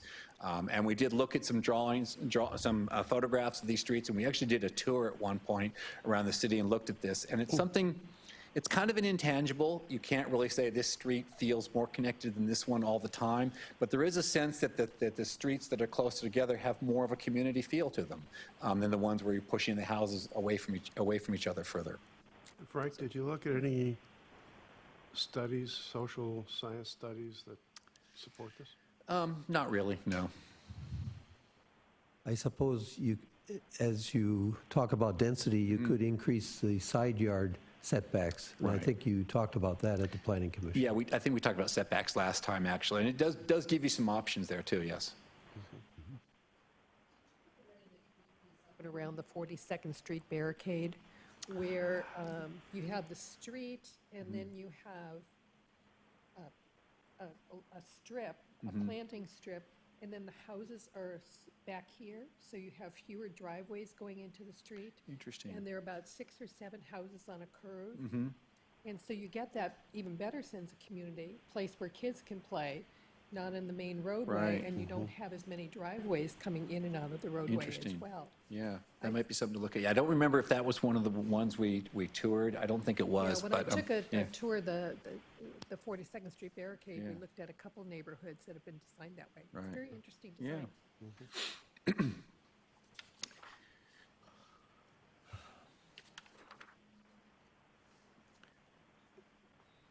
So the roadway section that you're looking at here, can you go to the next slide on there? So this is a 52-foot wide right-of-way with a 28-foot pavement. And you can already see that it feels a little closer together. It feels more, I don't know, it looks more like a community where people might actually know their neighbors as opposed to when you don't push back a little bit further. And 28 feet is actually a pretty nice width for a street also. And this was one of our recommendations was to have this as the proposed cross-section for this particular type of roadway. So how much do you assume, Andrew, for parking? 6 or 8 feet or what? We're looking at 8-foot parking on one side. So if you have parking on both sides, that's 16 feet, so that leaves only 12 feet between two parked cars, which is wide enough for a fire truck, is it? Typically, they want 15 feet, so what we're looking at on something like this would either be parking on one side with signs on the other side restricting parking, or if there's a staggering to where we actually can get a meandering path to ensure that we get that 15-foot width that the fire department likes, to get that, through signing and enforcement. As I look at this, I'm seeing an awful lot of impervious surface. Probably more than we need or want. I'm also seeing a lack of green lawns. If this is what we want Sammamish to look like, fine, but I'm not sure that is necessarily the case.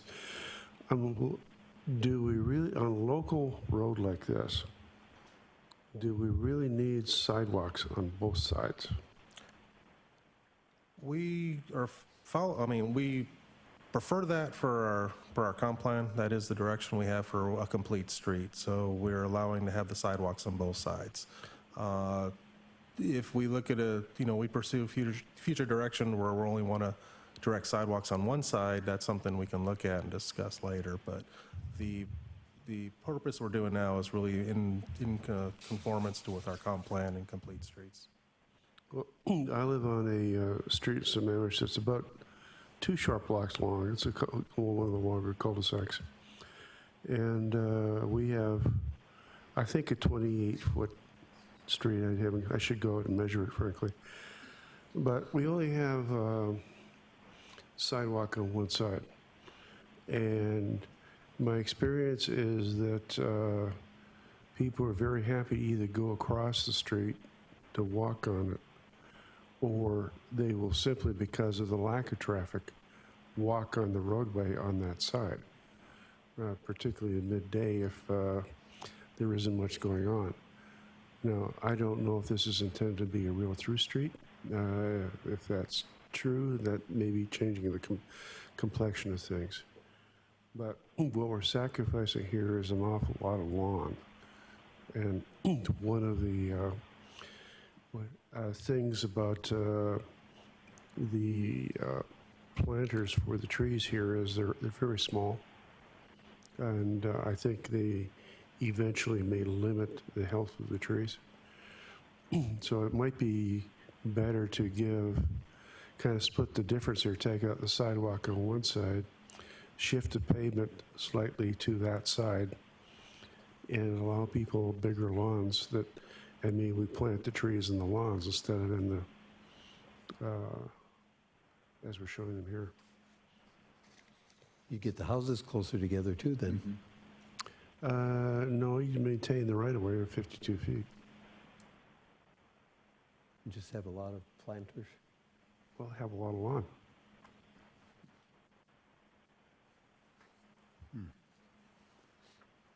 Your thought, my reaction as I saw this, I also, going against myself here, wondered about the fact that people tend to have 3 cars per family these days, or if not more. I've had 4 at my house at one point. And these tend to get parked outside, either in the roadway or in the driveway. I'm wondering if we can really get by with parking on one side, as shown in some of these. I mean, we are a family community, and the minute our kids here get to be driving age, they want to have a car of some sort, and typically they wind up getting it. So I'm wondering if we're building ourselves into a future problem here. Well, if you park on both sides, then you're going to have more pavement. I know that. I'm saying, depending on where you are, maybe you need more pavement in R4. If it's R1, maybe you don't. Yeah, I think with all these issues, we wrestled with some of those very same trade-offs that you discussed, and it kind of bled over a little bit into our conversation that we had the last time I was presenting to you about parking standards, too. There are always going to be trade-offs, and if you look at, for example, the next slide, you want to pop to that really quick. That's an example of a 60-foot. I think you went backwards, actually. Councilmember Keller has a comment. Yeah, I was just curious. Yeah. And in your discussions, and you actually did a field trip and actually drove in an area. You know, we're looking at a picture right now here of what I would probably venture to be between 10 and 2 o'clock on the street. And if I'm wondering when you did your tour, if we saw one side of the street, how we would feel about it if we saw one of the sides of the street was full, and also the driveways. Right. I sort of had to visualize that, I think, a little bit too. Yeah. This picture was not taken on our tour. I think they were taken at a separate time. Our tours were separate times of day, actually, for different sections that we went to and different people. So we did see some variety there. And there's actually, the reason I wanted to go to the next slide is to actually show some ways to mitigate that parking problem also with similarly with the street. Oop. There you go. So this is an example of a much smaller, again, a 36-foot right-of-way, but you get parking on both sides. What you sacrifice here is you get a much smaller street, drivable street. And while it's still in conformance, what we find, what we were told you find on these roads is you want to have some traffic calming measures on these roads, because what happens is when there are not vehicles in these side areas, you come down this hill here and you see this wide open street in front of you, and that's when people accelerate, when you see a lot of street in front of you on both sides, a lot of pavement. And so these streets typically require some calming measures on them if you're going to go this particular design route. And again, this is an option also that we can consider. Again, we are not at this point saying this is what you shall do. This is right now what we're looking at is what the manual is going to propose for particular different types of streets. Including parking the wrong way on the street? Yeah, I noticed that in this one. Someone's so. Frank, to your point about the wide open road, I get that. But the bump outs behind the 2 cars are a calming measure that I see frequently used around town. It gets even more calm if you actually plant a tree in the middle of those things, because it does visually narrow it down a bit. Right. So, okay, thanks. Yep.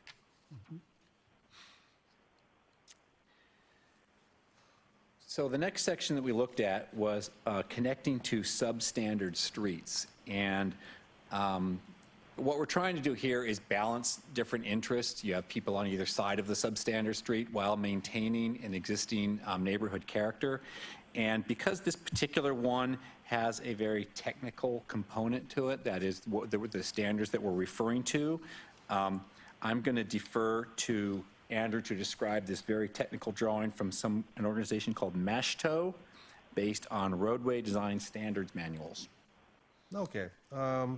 Like what Frank mentioned, the purpose is to deal with new developments that are building to a new current standard and tying to older developments, older sections of roadways that are technically substandard to the new standards. And how can we define what that connection should be? We really don't have a good definition in our current standards. It's pretty open, and that's led to a lot of confusion in developments and also hard to enforce. And so we really need something in our standards to define what that's going to be. A couple examples, like here's Southeast 14th, where we have some pavement and it just dead ends to a gravel section. This is also going to be coming up later because there is a section that we're looking at as a capital project that came up a few years ago, and that we're going to try discussing later on how we want to proceed with this one. But just how can we connect to these and in order to get something that's usable and very easy to maintain and then also function correctly. Another section is on Southeast 30th, and this is an example that's actually really good if you go out there and see. You have a new development that's tying to an old street, and it's really interesting when you go out there. This was actually one of the ones we toured, where the roadway section actually does narrow, but you can't tell when you drive across it. So if you're on one at the new development, it's a wider street, but then as you drive around, down a hill, around a corner, suddenly you're at a narrower section, and you really cannot distinguish when it happens, because it's done through a transition over a distance. And then you have here, there's a little thing about the sidewalk where it just cuts over, going for where there was a median to a section that's not, mainly because of restrictions on the right-of-way width between the old and the new. Where is that located? This is in Southeast 30th, just south of Issaquah Pine Lake. Yeah, without a map right offhand, it's off of 20th, or 24th as it goes down. It's kind of one of these side streets. I can say the exact location. I think I know where it is. But no, this was just probably the most impressive transition if you go out there, because you really can't tell. The figure that is, and this was actually in the handout that I had to send a second page to, but this is kind of derived from what the AASHTO manual is for transitions and roadway designs, where you deal with the transition length being derived as a formula based on speed limit of a road and the width of the two sections. And so that helps define what that length of transition and kind of bases it so you get a good feel for that transition length, and then tying it into where with our verbiage in the standards, trying to tie it to where we can, if we can't get the length in, we go to a nearest intersection, because obviously the intersections are probably the best and easiest way to do that transition between two roadways. But like I say, these were items that we discussed, that we did go through the Planning Commission and are proposing in our standards to help define exactly what transitions we're looking for. And then with that, if there's any other questions, we can go back and discuss the next item. Yeah, our deliberations around this particular topic really were, well, explain to us what the standard is, because we didn't have one, and this seemed like a good place to start. I don't really have the experience that some other people have in saying this is a good idea or a bad idea, but I think if it's based on a solid standard, it's a good place to start for the design manual.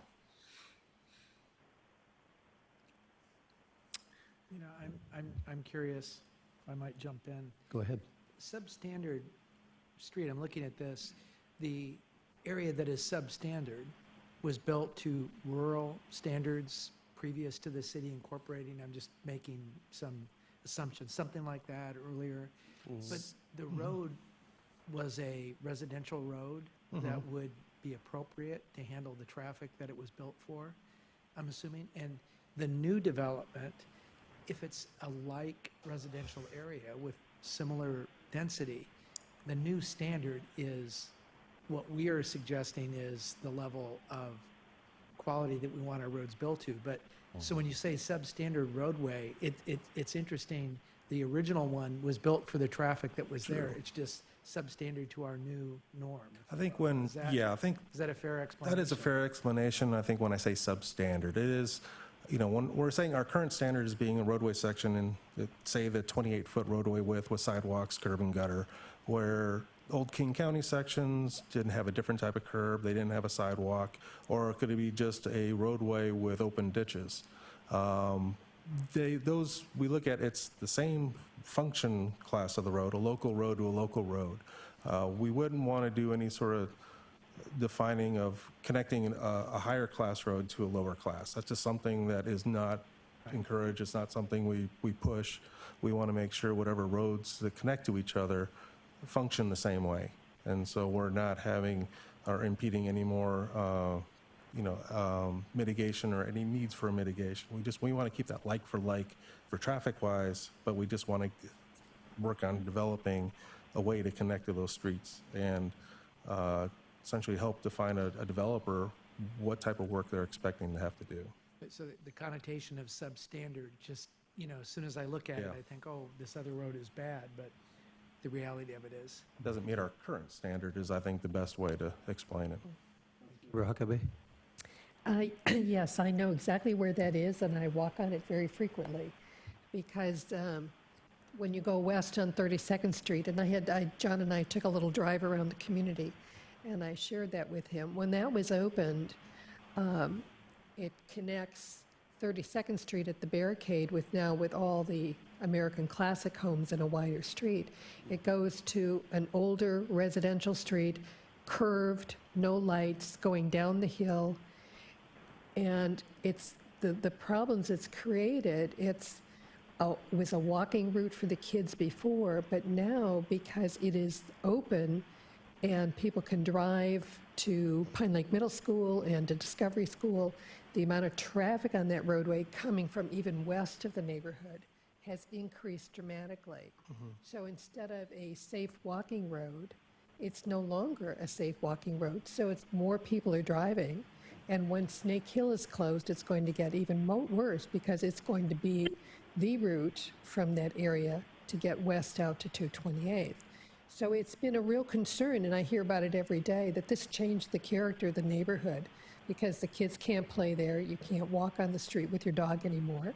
And there's just some gravel that was put along the side of the road. And if a car is driving and a kid is riding a bike, or they're riding on their skateboard or something, there's really no escape, because you go into that gravel and you end up falling because you can't balance yourself on that. So and this was the city opening it. And I would like to see the city, when we're doing that, we're requiring the developers to bring things up to speed and to improve them. I'd like to see the city take that same sort of action and maybe look at that and see how to improve it, so as a demonstration project, so when other developments are open, people can come and look at that road and say, hey, it works here. Why, we shouldn't be so afraid of having it open. But as it is now, it's really been a real detriment to the neighborhood. Well, that's good to know. I haven't heard that myself, but it's good to know, because when we hear instances like that, it gives us a reason to go look at traffic counts and see if there's any sort of neighborhood improvements we can do for traffic calming to help bring that character back. Well, there have been a and number of limit those things done that traffics. some have worked, some haven't. Cheryl and Steve did a nice job of putting some cones on those little tiny circles, but it doesn't always work. So. Yeah, but it is something we can get a look at. That's really good. Yeah, no, I think John is going to take a good look at it. Yeah, Kathy, I have to say one thing about your comment about kids playing in the street. And I know the street you're talking about. Even before the street was improved, I would not have recommended the kids play out on the street. When my kids were young, if I caught them playing in the street in front of my house, and it was not a major thoroughfare, but there was traffic on it. There was almost no traffic on the street before, so that's the difference. Because there was a barricade. Because there was There was a barricade there, but there was also local traffic. Very little. I would hope that we're not designing roads so kids can play in them. That's my point. I think the other Still point have is, to go to school, yeah, and they still And- walk and ride their bikes to And there's a school. sidewalk there now No, from the there new isn't. part, in the new part. In the new, not the old. And we put a sidewalk in on the north side of that thing from basically Lori's house down to the T intersection. Not. well, I don't think we're going to solve this tonight. Road trip. So let's Okay. move forward. Okay, so that brings us to a next non-controversial issue, which is connectivity. Connectivity, Yes. okay. I'm a already touched on this non-connected one. person without Yeah. safety. Okay, so I want to be clear here. We were not addressing specific barricades, specific connectivity issues here. What we were trying to do is to bring the Public Works road standards in line with the comp plan. And to remind council, the comp plan says that in order to provide connectivity, street layouts and pedestrian connections shall continue to adjoining developments or their anticipated locations where adjoining property is not yet developed. That's the goal in the comp plan. So in order to meet this, we have three policies, three proposals to be applied, points. First is where existing adjoining properties have planned road and trail systems, connections shall be required. Second, connection to existing roadway ends with new development shall be required where appropriate. And C, when a connection road exceeds serving 100 residential units, a secondary access point shall be required. And these are guiding principles. Obviously, as we've discovered with many of our connectivity projects in the city, the devil is in the details and how it actually gets implemented. But we believe that putting these standards in the manual gives us a starting point for making some of these decisions, and also adds clarity to where previously did not exist in the Public Works road standards. I'm actually surprised because we thought King County had that regulation that when there's greater than 100 homes, you need 2 ingress and egress, but it's not in our code? It was not previously. Correct. Somehow we, And that is correct. It is in King County, but it's not in our code right now. shame on our first council. Yeah. I wonder who was the Who was first that? Who was leading transportation committee chair? Yeah. And again, that was sort of what we were trying to get to here, was what do we need in the manual in order to make better decisions? And we feel that putting these 3 categories in there in order to evaluate projects will help the Public Works. Councilmember Hornish? Yeah, I'm a little bit troubled by the word, there's 4 shalls that I'm counting. The word shall, Yeah. that doesn't sound discretionary to me. You said these were guidelines, and I'm trying to figure out what your thought process was. Are you trying to mandate that they have to connect? Or are you saying we should try to make them connect if we can? Again, there was some debate on that. It probably, but I think that if you have the language in there that says shall, I think a lot of our regulations tend to fall into this where we say shall, but there is discretion. There is for other reasons. Well, with exceptions, Yeah, okay. but that should be an exception rather than the rule. I think that's why the language of shall is prevalent in here. I think it should say shall then with an exception, if that's feasible. Is there any language in the actual Maybe a verbiage that carve-out includes that code, exception? We're going to be going into discussion as we go into Public Works. We start talking about, well, we're saying deviation, where we're going to define criteria that a developer will have to prove that they cannot meet our current standards. We have to really define what that's going to be, and that would be the nexus for them to say if there's a physical reason that they cannot do this connection, or it just does not make engineering sense, or there's no benefit to the public, we would have a procedure in place where we can exercise that for something like that. But if there's absolutely no reason that we could deviate it, so it makes total sense to the public to have a connection. That's where the shall is in place. It's like that's our starting point, and then it's up to a certain process to find out if we can't make it. Well, that's fair, but where I'm kind of thinking of where is the concept of the neighborhood feel and character to balance that, whether or not it should be connected or not, and those type of things.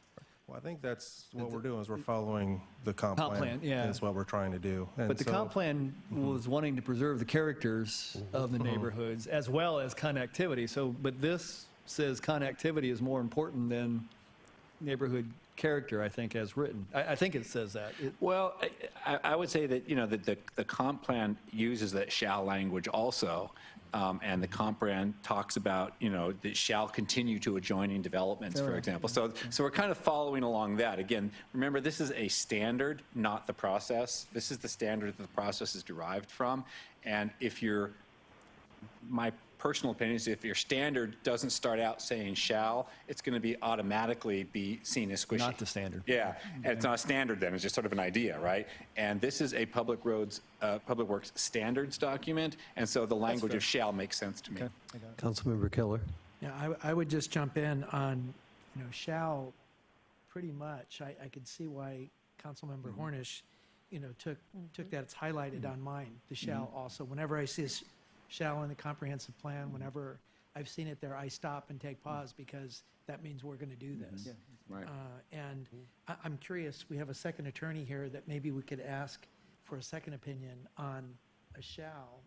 Would this be shall with exceptions, or is this shall we're going to do this? Sounds like a should to me. Yeah, the good news is council can make it read however it wants it to read, but the laws of statutory construction are real clear that shall is mandatory and may is permissive. So if it says shall, it means shall, it is mandatory. Now, And should would be discretionary. Right. Right. So I'm looking at a should, because if there are other places in the comprehensive plan where we're using shall with no exceptions, we have a conflict here. If we're using that. I know this sounds. I agree. I mean, I've spent a lot of time on the that. language of shall was derived from the comp plan itself. And so if the comp plan says shall, then the things that implement that comp plan should also say shall, regardless of whether or not you're going to put an exception process on it, which exists at the city level anyways. I think that's a fair argument. If we can point to where it is that there's continuity with other points, that then this would make sense to me. But if it's not, if the continuity isn't there with another point, I would change that to a should. So maybe what we can do is take a look at where this was derived from the comp plan and sort of draw a one-to-one. We had a long discussion about Okay. this. Deputy Mayor Valderrama. Yeah, and then Christie also has a point, and thank you, Frank, for showing us the error in our prior ways as we had pulled this together. And yes, I also concur that this should be a should or shall consider. I think that in the comp plan originally, and one of the things we always wanted to stress was the character of the neighborhoods and the preservation of the character of the neighborhoods. And that was an objective that the city's always had, and I think that somehow has to be stressed in the public works as we go through as being first and foremost, and that's always been our mission. I think that has to continue to be stressed. So I think that we have to be careful with that word shall, and I appreciate your saying to keep that consistent. As we look at this in these roads, I had mentioned before, one of the things that I would like to have done, or at least considered, is in each of these a visualization of where's the city going to. I think we've talked about that previously, in understanding the neighborhoods and how these roads will be able to develop, because we don't have that much left of our city as we go forward here. The 2.5%, 350 acres that have not been platted or developed. And so I think it's going to be more and more important that we start to consider and visualize and understand where we're going. As someone today told me, is what is our brand of our streets? In some places in the east, you have the cherry blossoms, the pears, you have the widths with the canopies going over, and that's something that I'd like to at somewhere point along the way be able to capture. Thank you. And then Christie was trying to get in. Councilmember Malchow. Thank you. Yeah, I think I'm going to be kind of piling on here a little bit with the shall language, but I definitely had a red line under it in mine as well. And I'd personally prefer to see the language change to something like where feasible. I think there's two things that we have to take into consideration when connecting roadways. The first is public safety, and that's not always feasible in every circumstance. And the second, I think Deputy Mayor commented on, which is neighborhood character, which is is present again in the comp plan, and I think it is really important. And you know, a lot of times when you open up roadways, you really do change neighborhood character. So I think those have to be very strong considerations with this language. Thank you. If I could address that one really quickly. The language of shall in there was also to remove some ambiguity, so that it was not, when something was specifically a exception to a process versus something that was compliant with the process. We strive to work with the city when we deliberate at Planning Commission to say, one of the questions we always sort of ask is, well, what makes this harder and easier for staff to accomplish this task? And the softer the language is in the policies, the harder it makes their job. Mm-hmm. And so if you say, okay, this says shall, and then if you want an exception to the shall, it's clear when it is an exception, and it's clear what that exception process is. That's what drives some of this. I understand why we don't want shalls there. That makes it seem like we're dictating all of this, but really, these processes at the city all have these exception processes to them also. It's the city's job to be able to tell when something is or is not an exception, if that makes sense. And if the language here is squishy, it makes it harder to tell. Am I compliant? Am I not compliant? Whereas if you can say, you know what, this doesn't fit, but if you want to do that, here's the process you go through for this reason. And that was really what we were going for. But you know, it's obviously your call, but I feel that provides some clarity to the city to be able to do their jobs also. Good. Councilmember Huckabee. Yes. During the comprehensive plan conversation, we had a significant discussion, and I think Councilmember Witten, former Councilmember Witten, really highlighted the difference. That when you have a connectivity, if you want to have connectivity, you're bound to change the character of the neighborhood. It's just a simple matter of fact, and it's a balancing act between those two.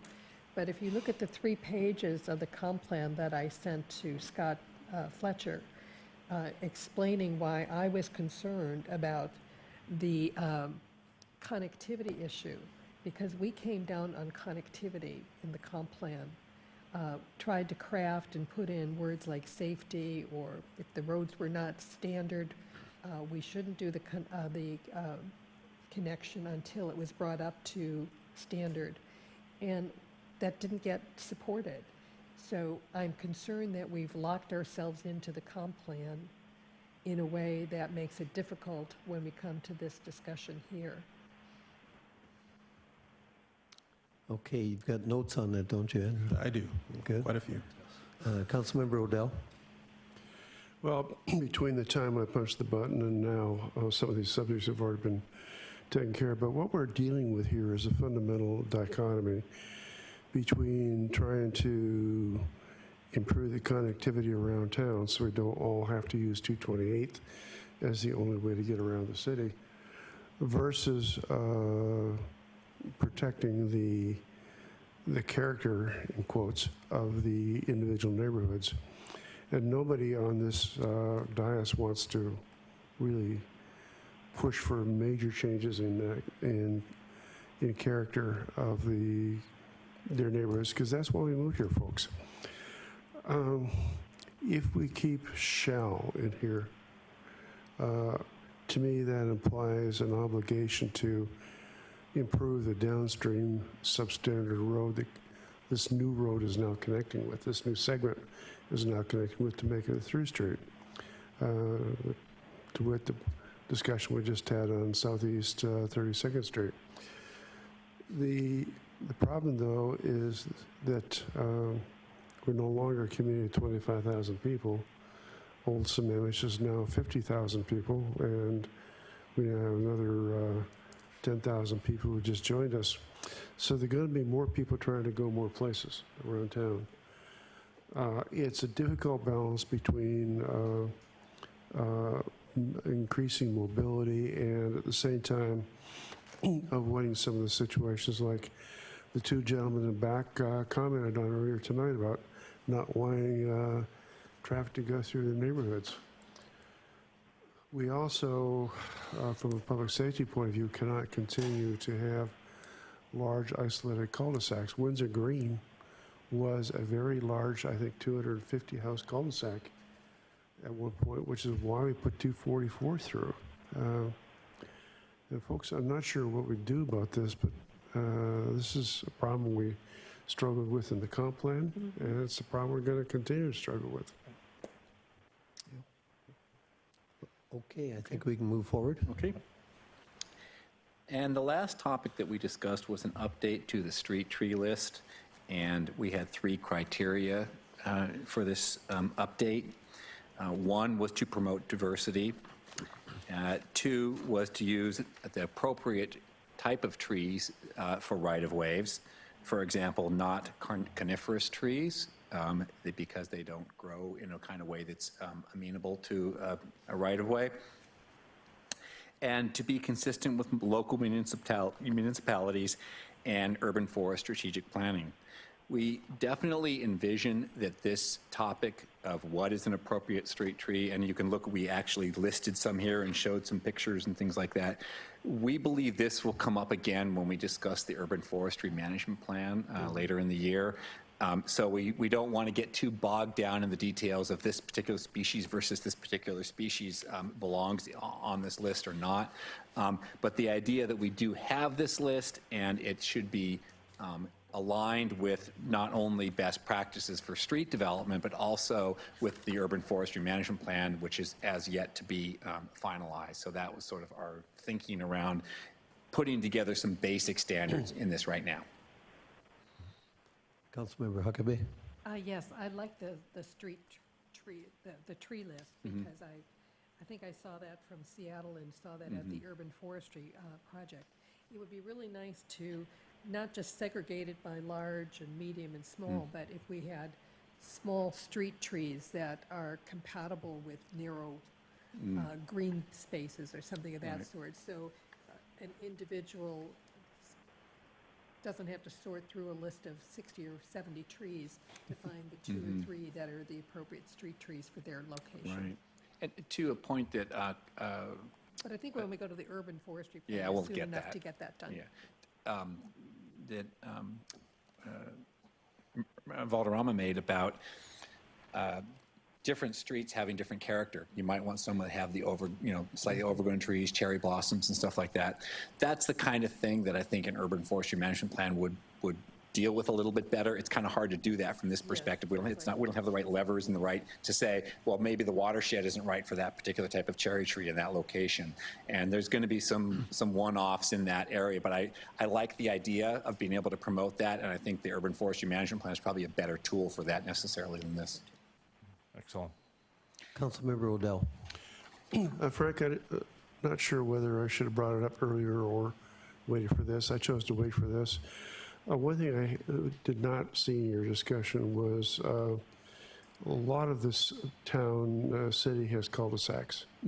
And sometimes the cul-de-sacs have islands in them. Other times they're just plain paved over and you have this vast expanse of hard surface. Did you guys talk about this at all, and what kind of tree planting might work there? Because we have different options on an island than you would along a street with sidewalks on both sides. Yeah, I don't think we have anything that currently addressed islands in cul-de-sacs, do we? We really don't. That was, I think when we started looking at that more in the standards of the details of the cul-de-sac, I think that's when we can get a better discussion into how we want to landscape them, or do we want to encourage those islands compared to the big open cul-de-sac. There's pluses and minuses to both options, and that's something I think we can discuss, because that's more of a technical design standard of a cul-de-sac than we are of a planning situation that I think that we're trying to address. Well, I realize that the islands are sometimes used as playgrounds, and you heard my previous thoughts on that issue, but the fact is, I think the island cul-de-sac can be used for both purposes, frankly. There are areas of Sammamish, and I'll use my own. I live in Heritage Hills. There are a lot of cul-de-sacs and islands there, and they all have 50 to 70 foot red cedar and Doug fir and even big leaf maples in them. And frankly, that does an awful lot to maintain at least visually, the impression of forest coverage in those areas that doesn't exist elsewhere. Yeah. And the other thing is, while street trees do not want to be coniferous because of a number of issues, you can have coniferous trees which are native to the area in that kind of situation. So I hope when this does come before the council, well, it is coming before the council, that we take this issue into consideration as well. I think that's a perfect example of where I would want to defer to someone who knew what those standards were for what makes that work in an island versus not, you know, and would they be able to make some good recommendations about what types of coniferous trees would work in that type of situation. Well, the other thing is, you know, it could be, I suppose, written in the development code that you do have to have the island too. A shall? Yeah. Whoa, we came to a shall, all right. Councilmember These Hornish. islands are different sizes, they're Yeah. not all the same size. Frank, if I could just understand a little bit of how you came up with this list, what input, what experts, and those type of things? So there were, if I don't remember the name of the document, did I write it down here? So we looked at the urban forestry plans of comparable jurisdictions, essentially, and pick some stuff from that. If you look at the street trees list, and again, I don't know if you have that in the actual list itself, it's a really large list of trees. I think. No, it doesn't, there isn't a specific one that. Okay, they're actually, if you look at the street trees list that we were presented with, and actually it's the second time we saw it around the tree retention ordinance too. It's a large list of trees, and with a lot of different variety, a lot of different character, a lot of different things you can work with. So we could make that available, I think. Well, I think it's in here as attachment A, isn't it? Is it? I don't have the attachments here. Might have been Attachment D. D, I believe is what it was. If it's not there, I can easily send that. Also, if you go to our Public Works Standards page, the Public Works webpage for projects, we do have the Public Works Standards there, which has a draft has the latest draft of our standards plus all the attachments, the details, including the street tree Oh, list. it does, okay. The one comment I have about the list is that I think they're all deciduous trees. Kathy Huckabee, at some time ago back when we were working on the comp plan, got the City of Seattle master tree list, which does include a number of coniferous trees. And frankly, one thing we need to do is to try to maintain a mix of the two for stormwater purposes. Yeah, and again, I would say that's the kind of analysis that I'd want somebody who understood the botany of the trees to explain to us, as opposed to just someone who, like myself, who would say, well, that's a pretty tree, that would belong there, you know? I would want, and also something that we actually, I think it came up at Planning Commission, was how the trees change over the year too. I mean, having places like you were saying that would be pretty during the fall, you know, different trees that do that differently. There might be some opportunities to do some more sort of aesthetic planning around that urban forestry management plan also. Councilmember Huckabee. Yes, I was just going to mention when, Tom, when you talk about trees in the islands, one of the problems that has come up in some of the neighborhoods is that under the old rules, the county turned the trees over to the neighbors. Now, if there was an HOA, the HOA might take care of it, but if not, and then there's been some question about who deals with the trees, who needs to trim them, who needs to be, who has the right to take them down. So there's been some real conflict there that probably needs to be sorted out within as developments are permitted, as to if we are going to have islands, who has responsibility for the trees. I think we can work that issue. Yeah, but like my neighborhood doesn't have an HOA, and several others do not have HOAs, and they've got islands with trees. Yeah, then it becomes the city's, I guess. But. No, it's not. They don't. This is really good about the trees, you know, under a new tree ordinance. Developers are going to have to put the trees someplace, and certainly along the road is one place. Yep. I'm concerned that they'll try to put them too close along the road and also eliminate the possibility of those beautiful rhododendrons like we have out here. Right. Yeah. So, Actually, one of my coworkers, every time I tell her I'm coming to city council, she says, "Remind them that they should save the rhododendrons." So, so duly noted. I think that's again, I don't know how close something needs to be to the edge to be able to thrive. It's not an area of expertise of mine, and I think that we need to have some of that before we could actually make some of those decisions. But I agree that should be taken into account. great.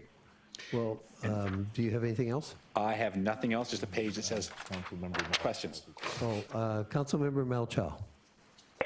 Yes, Frank, thanks for putting all this together. I have a question that is backtracking, and I apologize, but we never really went over it, and I just wanted to get some context and understand some of the numbers that were associated with the vehicles per day on the road classification.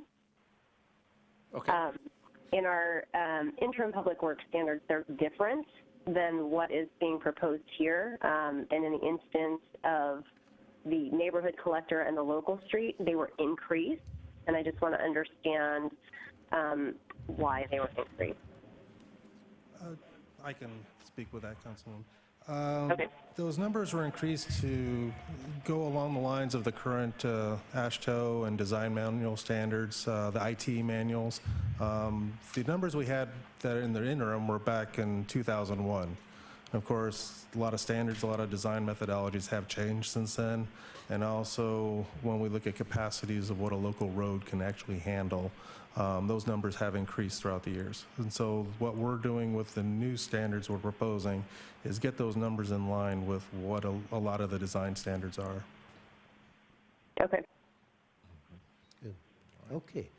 Frank, thank you very much. Andrew, thank you. And that's it for Public Works Standards for now. And we have to schedule. I do have actually one thing when we're talking about the scheduling. As the deputy city manager mentioned, we loaded the calendar on Friday with a lot of the stuff we have coming up, or at least proposed for the public works, especially in the engineering section. And one of them obviously was the public works standards. And it's looking like when we come back to council and start really discussing, the soonest would probably be in April, around the, as of what we're looking at right now, until we can really assess the workload. That's when we're looking at coming to the study session in April to start discussing this topic. Okay. So that would be April 12th then, huh? Great. Okay, thank you very much. Don, one comment on that. And that was John Cunningham and I had a brief conversation about having the Transportation Committee take a pass through the Public Works Standards before it came back. I'd still like to maintain that option. Okay. Well, work with staff. Will do. Okay, next is council reports and council committee reports. So let's start with Kathy. Oh, okay. Well, I had sent a regional transit committee report out, and last week I met with the transportation committee because at the last workshop, Kevin Desmond came up and told us that he would have a staff of transit planners come out to the city to talk with us. Chris O'Clair has called, and I think, Lyman, you're going to be setting up a schedule, but they were hoping in the next 2 to 3 weeks to come out, look at the city, see what our situation is here in terms of short time changes to bus service. Our thought was that when they do come, hopefully members of the Transportation Committee will be able to be there.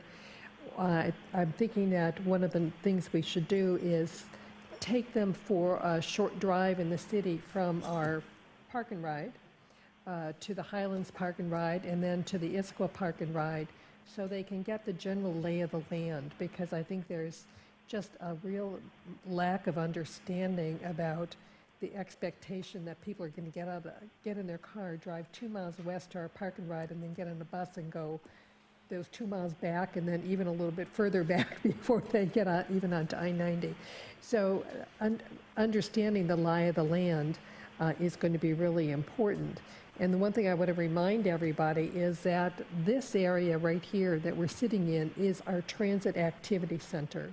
And according to the service guidelines, we are supposed to have 3 full-time, all-day routes from our transit activity center to other centers throughout the county. So that's the kind of the direction that we're going to hopefully have a conversation about and see how we can possibly at least begin to get some direct routes to Seattle and to Bellevue again for our community, so they don't have to go to Issaquah to get in a park and ride.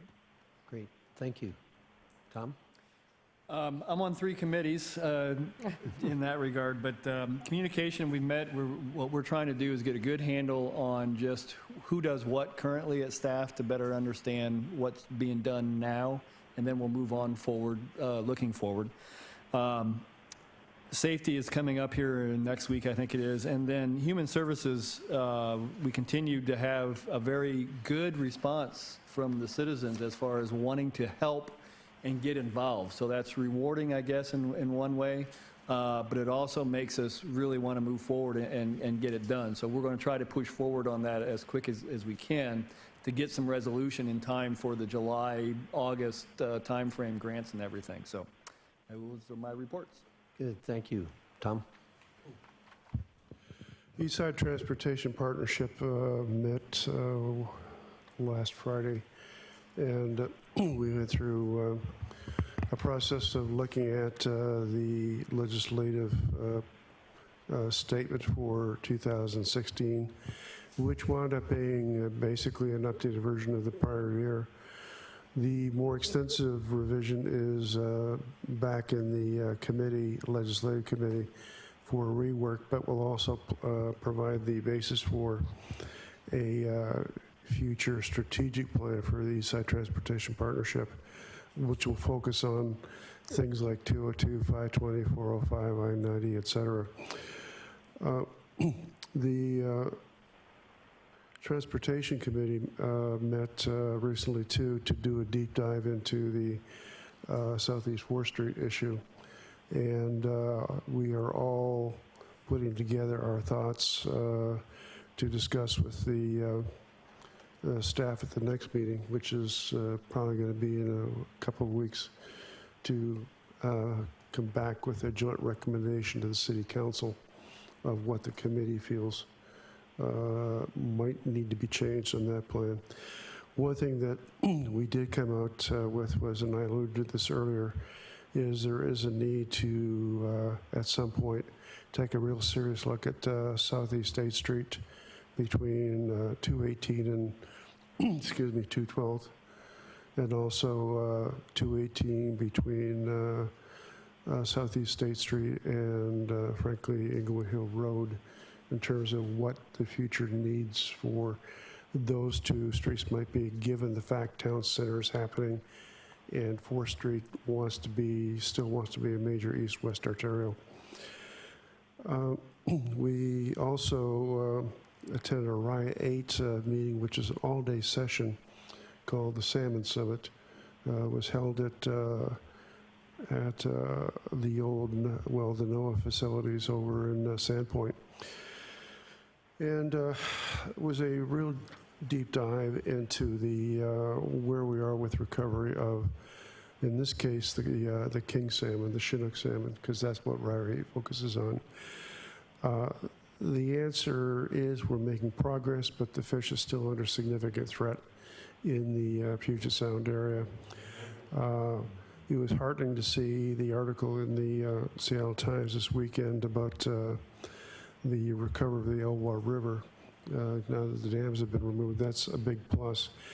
But for waters for the Chinook, which include of interest to us the Green River and the Sammamish River and Issaquah Creek, plus Bear Creek, there's still some significant problems.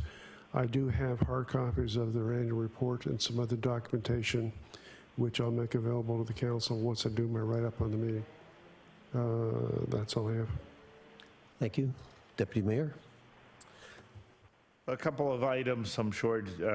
Councilmember Hornish had mentioned the public safety meeting that's coming up next week. That's the 23rd at 9 a.m. Should be a lively discussion. We also have, actually with the mayor, been meeting with the Parks and the Planning Commission and the Arts Commission, and as was mentioned here, well, one of the things that they're doing, I'm gratified to say, is start looking at the visioning exercises for each of them. The arts and the parks have started to begin those exercises, and they'll be coming back to the council to give those presentations for us to see how they see the city in 2040. Additionally, East Side Fire and Rescue, what's pending following our council reports is we need to select an elected member of the council for the Finance and Audit Committee. That's pending. Okay, Bob? Thanks. I actually have two reports, very quick. The first one, I'd like to talk about the PIC meeting that was attended last week by Councilmember Melchow and myself. It was very nice to have her attend as the alternate to PIC. And so she probably will have some comments that she will add at the end of this. But just really quickly, there were 3 items that I reported on to everyone, and I also included the PIC packet that we had. I intentionally did that so the new council members actually would have the opportunity to look at the package that we go over as well. That it's really a good pack of information that the Public Issues Committee puts out from SCA.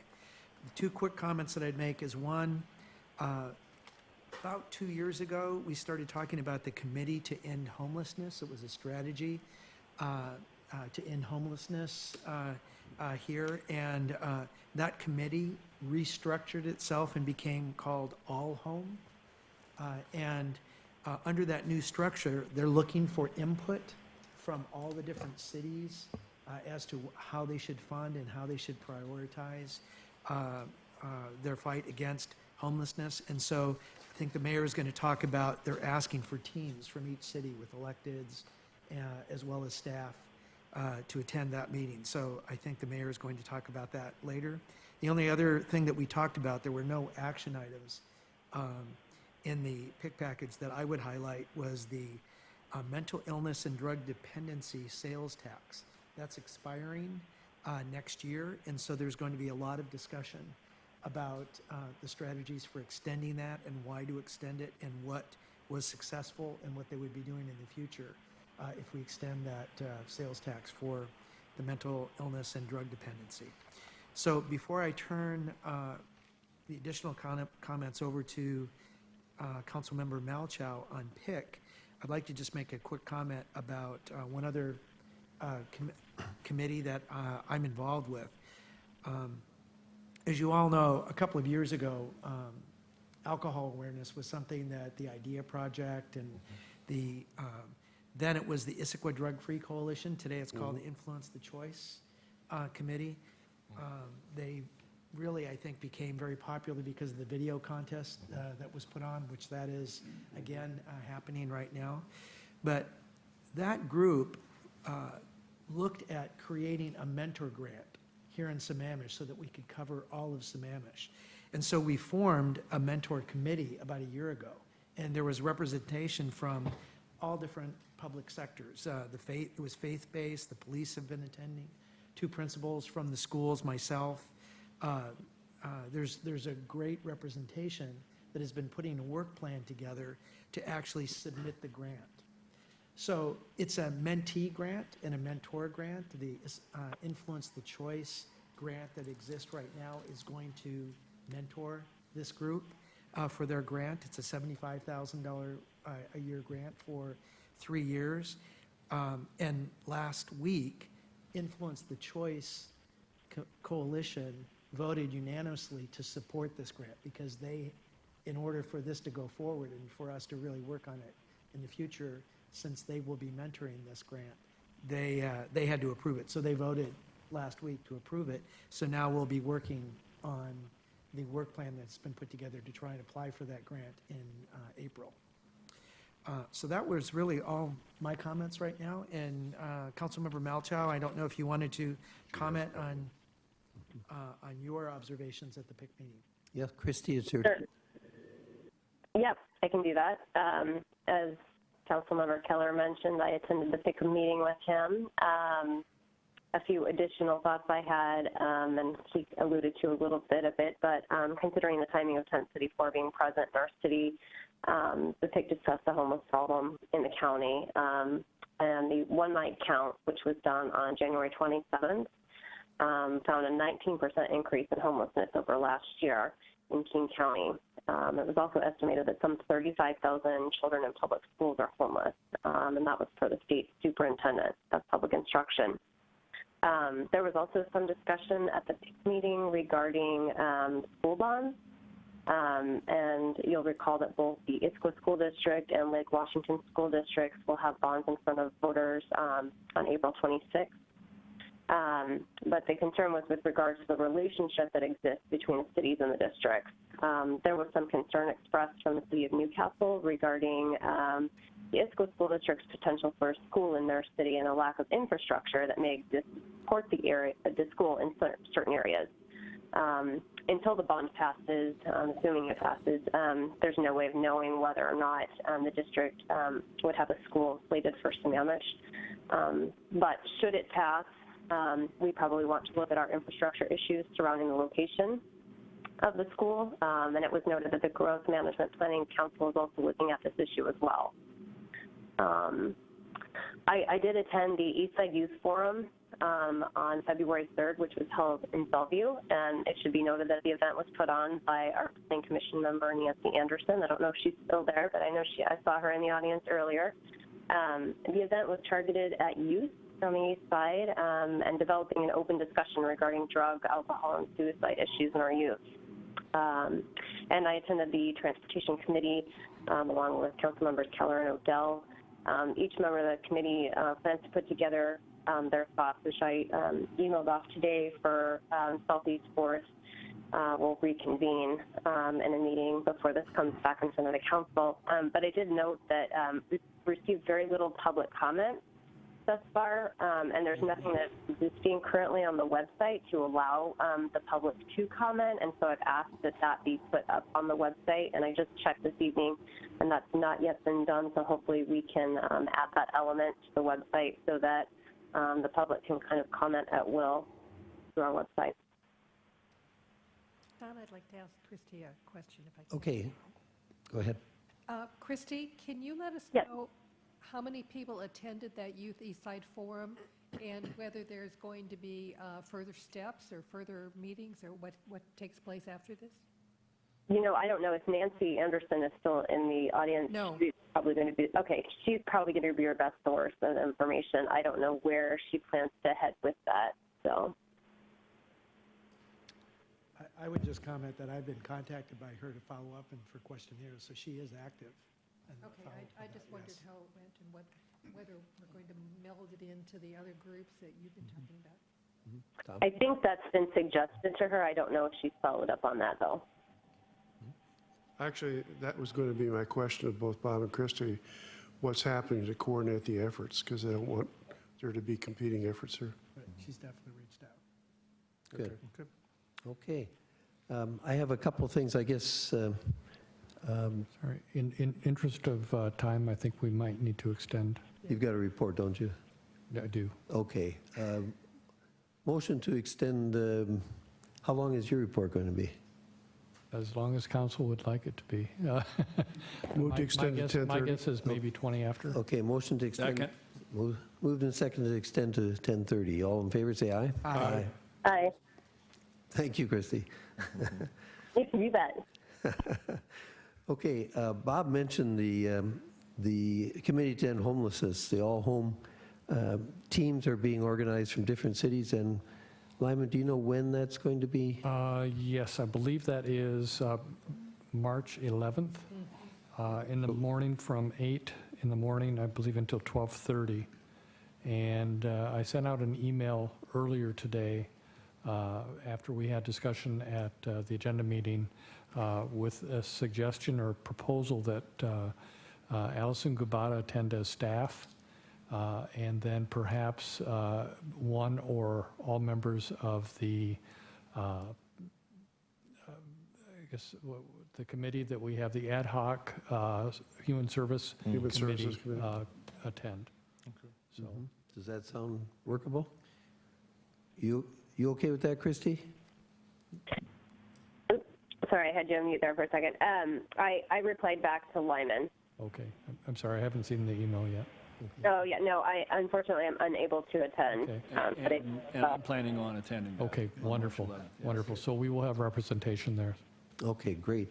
The other thing I have is, as Deputy Mayor said, the Eastside Fire and Rescue Finance and Administration Committee? Is it administration or administrative? Administrative Committee, FAC. Each partner has an elected representative at that, and then there will be staff representative as needed to support the elected representative. So we have to pick a member for that, and I guess I would hold it open for whoever would like to volunteer to do that. I would volunteer to do that for Okay. many reasons. I can get into it later. Okay, we have Tom, we have Kathy. Do you want our reasons now, or when? we get- Well, I think that we've got 2 volunteers, so sure. Okay. Well, I think the last 2 years has seen a remarkable turnaround or change in Eastside Fire and Rescue. The board leadership has really opened up the opportunity to move the Eastside Fire and Rescue in a more professional fashion, as a $23 million operation should be. And I think the things that we've really accomplished in the last couple of years, one of which was a unanimous agreement at the Operations Committee when we were reviewing the budget. We looked at the fact that they were paying for working spouses' health care for every spouse. And we had quite a discussion, and we got, as I said, unanimous agreement from everybody to implement our City of Sammamish plan, which is, it's the choice of the individual to either take that healthcare insurance for that spouse or to take 50% of the savings. So that was a real benefit to EF&R. The other thing we did was we created an audit committee because, as you know, there were some significant findings in the last audit. So we reviewed the bills to ensure that the warrants were audit ready. And that was, I think the finance staff was really pleased with that because they see that as a time saving. Because when we started talking to them about the warrants, they said, well, we always have to go to the boxes and get the backup information. And so we showed them how they could really, like we do, is it's contained within the warrant so that the auditors can zip through easier and it's not as impactful upon the staff. More importantly, what's happening going forward, we put forth undertaking a strategic plan, which is really going to help the direction and is going to look at so many of the issues we've talked about. Where do we move stations? How do we work together? How do we get to the point that we are really a partnership working operation, which, as when I met with the chief on Friday, he said, we'll know we've gotten there when you are willing to turn your equipment over to EF&R. So I don't know when that will be, but I think that strategic plan is going to be a great step forward in that direction. And the other thing that we have to, that we're going to have to monitor very closely over the next couple of years, we went from a 3-person to a 4-person platoon. And we had some expectations about how that was going to work out in terms of salary and overtime. That is going to have to be monitored because it looks like it's a little wobbly at this point in time. But, so anyway, I'd be very interested in continuing to carry on that work that I've done in the past. Thank you, Kathy. Tom? Okay, the reason I want to serve on this is because I've got 3 reasons. EF&R is our biggest budget line, single line budget item as a city. And I think it would be great to have 4 of us intricately involved versus just tangentially involved and potentially attending meetings here and there. So if I could get on the FAC, we would have the 2 board members, the alternate board member is Kathy, and then myself as a 4th. So we'd have 4 of the 7 of us involved intricately with the operations of EF&R. So I just think that would be a good show of support for our biggest partner. Number 2, I think I bring a fresh eye and a fresh perspective, trying to look forward with EF&R, and I don't have the history, which I think is good to not be encumbered by the history and what's happened in the past, and have that fresh perspective to be able to bring it, and I think EF&R would welcome that as well. And then lastly, with my experience as CEO of a public company, I think I bring the operation skills on both the leadership as well as the management and the accounting perspective that the FAC would be having, and I could add a lot of value in that regard. So for those 3 reasons, I would like to be considered.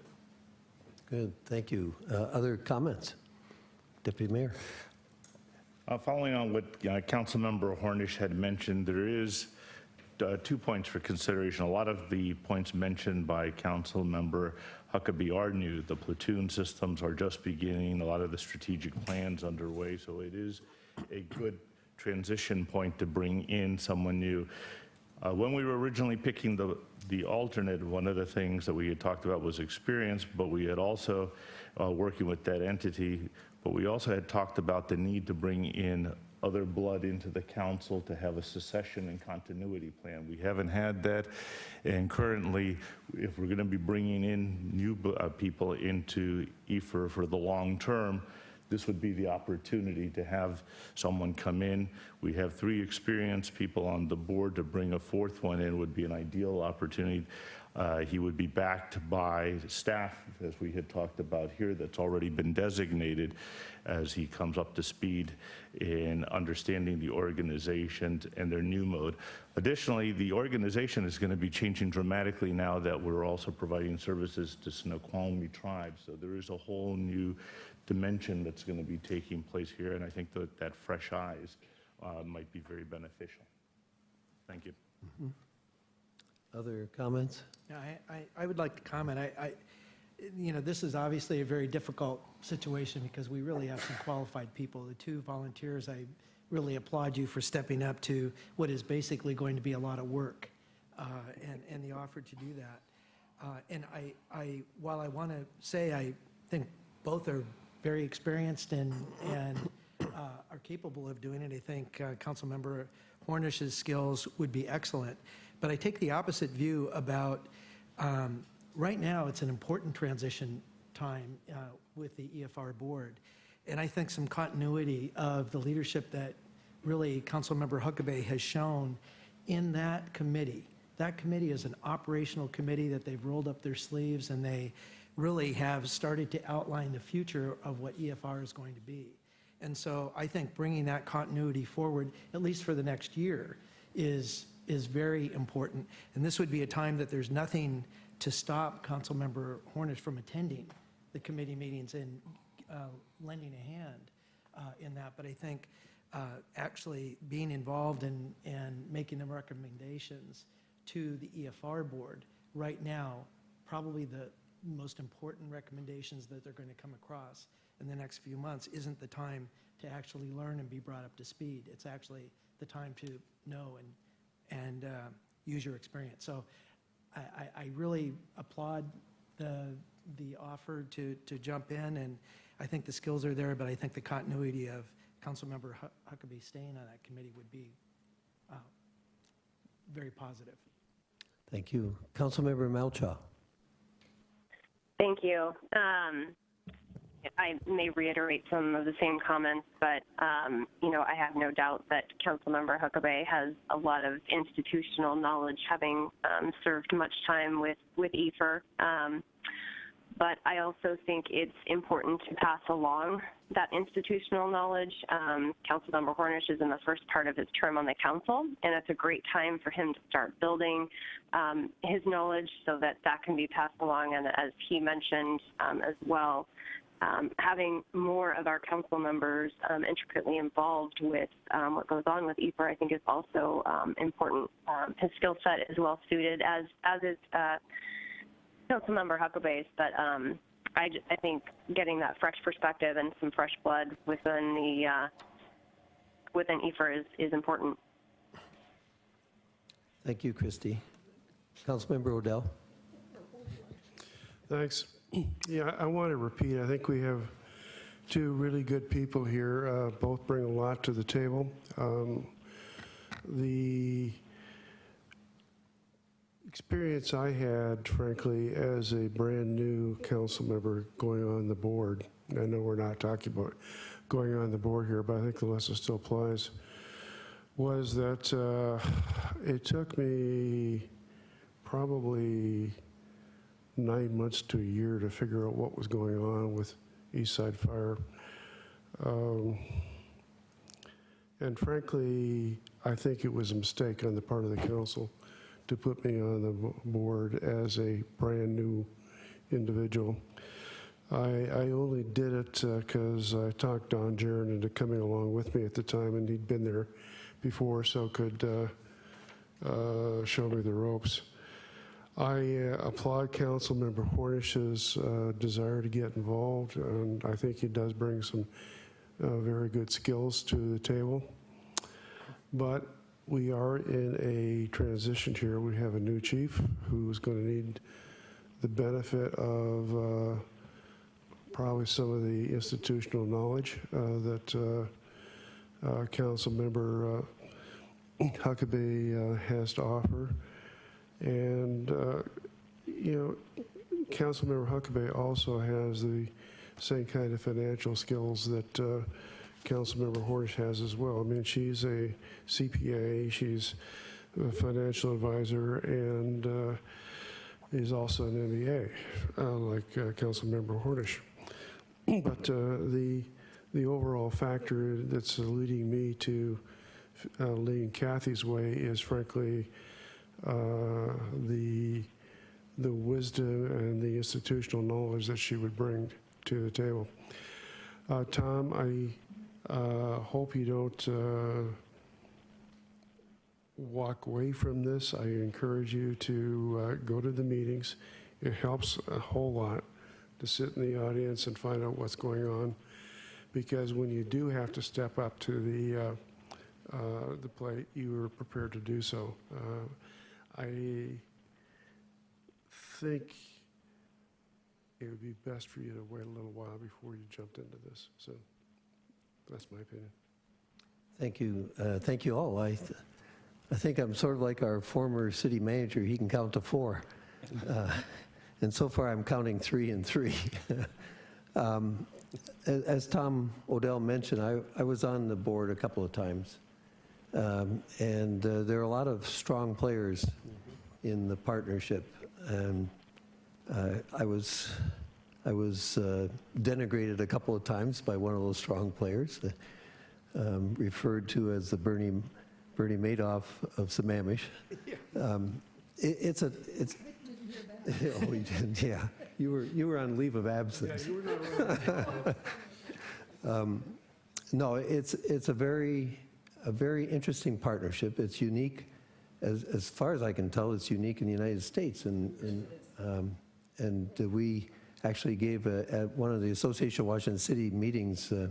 We had a special session on the ways of delivering fire service, and I described our partnership, and people did say it was unique, and I think the new chief says it's unique and very interesting. When you have a couple of fire districts which focus on just one thing, and that's delivering fire and maximizing their ability to deliver it by having the best equipment and best revenue if possible. And then you have 3 cities that, although fire is our largest single expenditure, it's also has to be taken in perspective with all the other expenditures. So it's a very difficult task. And we've got 2 good people that are offering to do it. Now, I was on the Sound Cities Association board for many years, and what we have as a policy in Sound Cities is not to appoint a first-time elected to a regional committee. And we do, as Tom Odell said, we recommend that they attend a meeting, check out what committee they'd like to be on, and attend those meetings. In this case, I'm supportive of Kathy being our representative, and encourage Tom to attend the meetings. In fact, I don't know if EFR has a rule on it, but I'd like to see Tom as an alternate to that committee. I think the bylaws call for us to assign somebody, but it's a public meeting. And that would be a great place for Tom to start. Okay, so to sum it up, I'm supporting Kathy for our representative. So what I've heard is 4-3. I think we should take a vote on it if you want. All those in favor of Kathy as a representative, raise your hands. And that's 4. So Kathy's our representative. Thank you. But we still encourage you, Tom, to participate, attend not only those meetings, but attend some of the board meetings too. I plan to, but you know the difference between the chicken and the pig for breakfast, right? That's right. The chicken is involved, but the pig is committed. There is a difference of just attending versus being involved. I want to thank you for your confidence. Okay. Mr. City Manager, you have a report. Yes, I have a couple items. Or a couple calendar items. We had talked today about, on May 24th, Tuesday, having a meeting with the city of Redmond. This would be our, I guess, our 4th Tuesday of the month. So that would be May 24th. We're thinking far ahead. That is not yet on the calendar, but we will place it on the calendar. But I wanted to draw your attention to it. On Wednesday, May 24th? No, this would be Tuesday, May 24th. That would be here in Sammamish. And then the second item is on Wednesday, May 25th. The Issaquah School District has invited us to join them. So it'll be 2 back-to-back meetings on the 4th week. We usually have nothing on the 4th week. Say that again. It's Tuesday, May 24th. For Redmond, City of Redmond here. Oh, I see. On the calendar, you have Wednesday, May 24th with Issaquah. That's why I was taking. Okay, all right. But I think you've got it wrong. We will clarify that, but I believe May 24th is actually a Tuesday. I had it down on my calendar as the 25th. 24th is a Tuesday. And Wednesday. No, 24th. This is May. May. May 24th is a Calendar Tuesday. here that I is think that calendar is incorrect. Yeah, the calendars are correct. All right. for May? We will flog the calendar. Oh, okay. So, yeah, I Oh, double. yeah, I see. There's Tuesday, the 17th, and then Wednesday, the Yeah. 24th. It doesn't work, does it? Doesn't work. Okay. And then Issaquah School District has invited us to join them on May 25th, which is the Wednesday evening. There or here? That one will be there Here so we can televise it. because they feel that they have to be in Issaquah to conduct business. Okay. What about Redmond coming here then? That's the city. That's the school district versus the city. Different school districts have different, I guess, perspectives. Yeah, and Lake Washington School District is coming here on February 24th, Correct. which is a Wednesday. Okay. Okay, thank you Come here, Doug. thank you for that. I also wanted to report back or talk about a new policy or new procedure that we're going to follow as it relates to public comment at the beginning of the meetings. My intent is to, when items are referred to staff or city manager, we will follow up on that, and then we will report back to council on what transpired, what communication we had, et cetera. Excellent. So that is the intent moving forward to help with basically providing a full circle and transparency on what Great. happened. It'll depend, we'll report back to council if it's appropriate at the next city council meeting under the city manager's report, or if it works better, report back to council directly via email, depending on the circumstances. And then also, I'll be working with the mayor and deputy mayor on items to be scheduled. I'll be, as I mentioned earlier, reviewing the overload that we received today from Public Works. And I've also directed all the other directors to start laying in their calendars as well, so we have a better idea.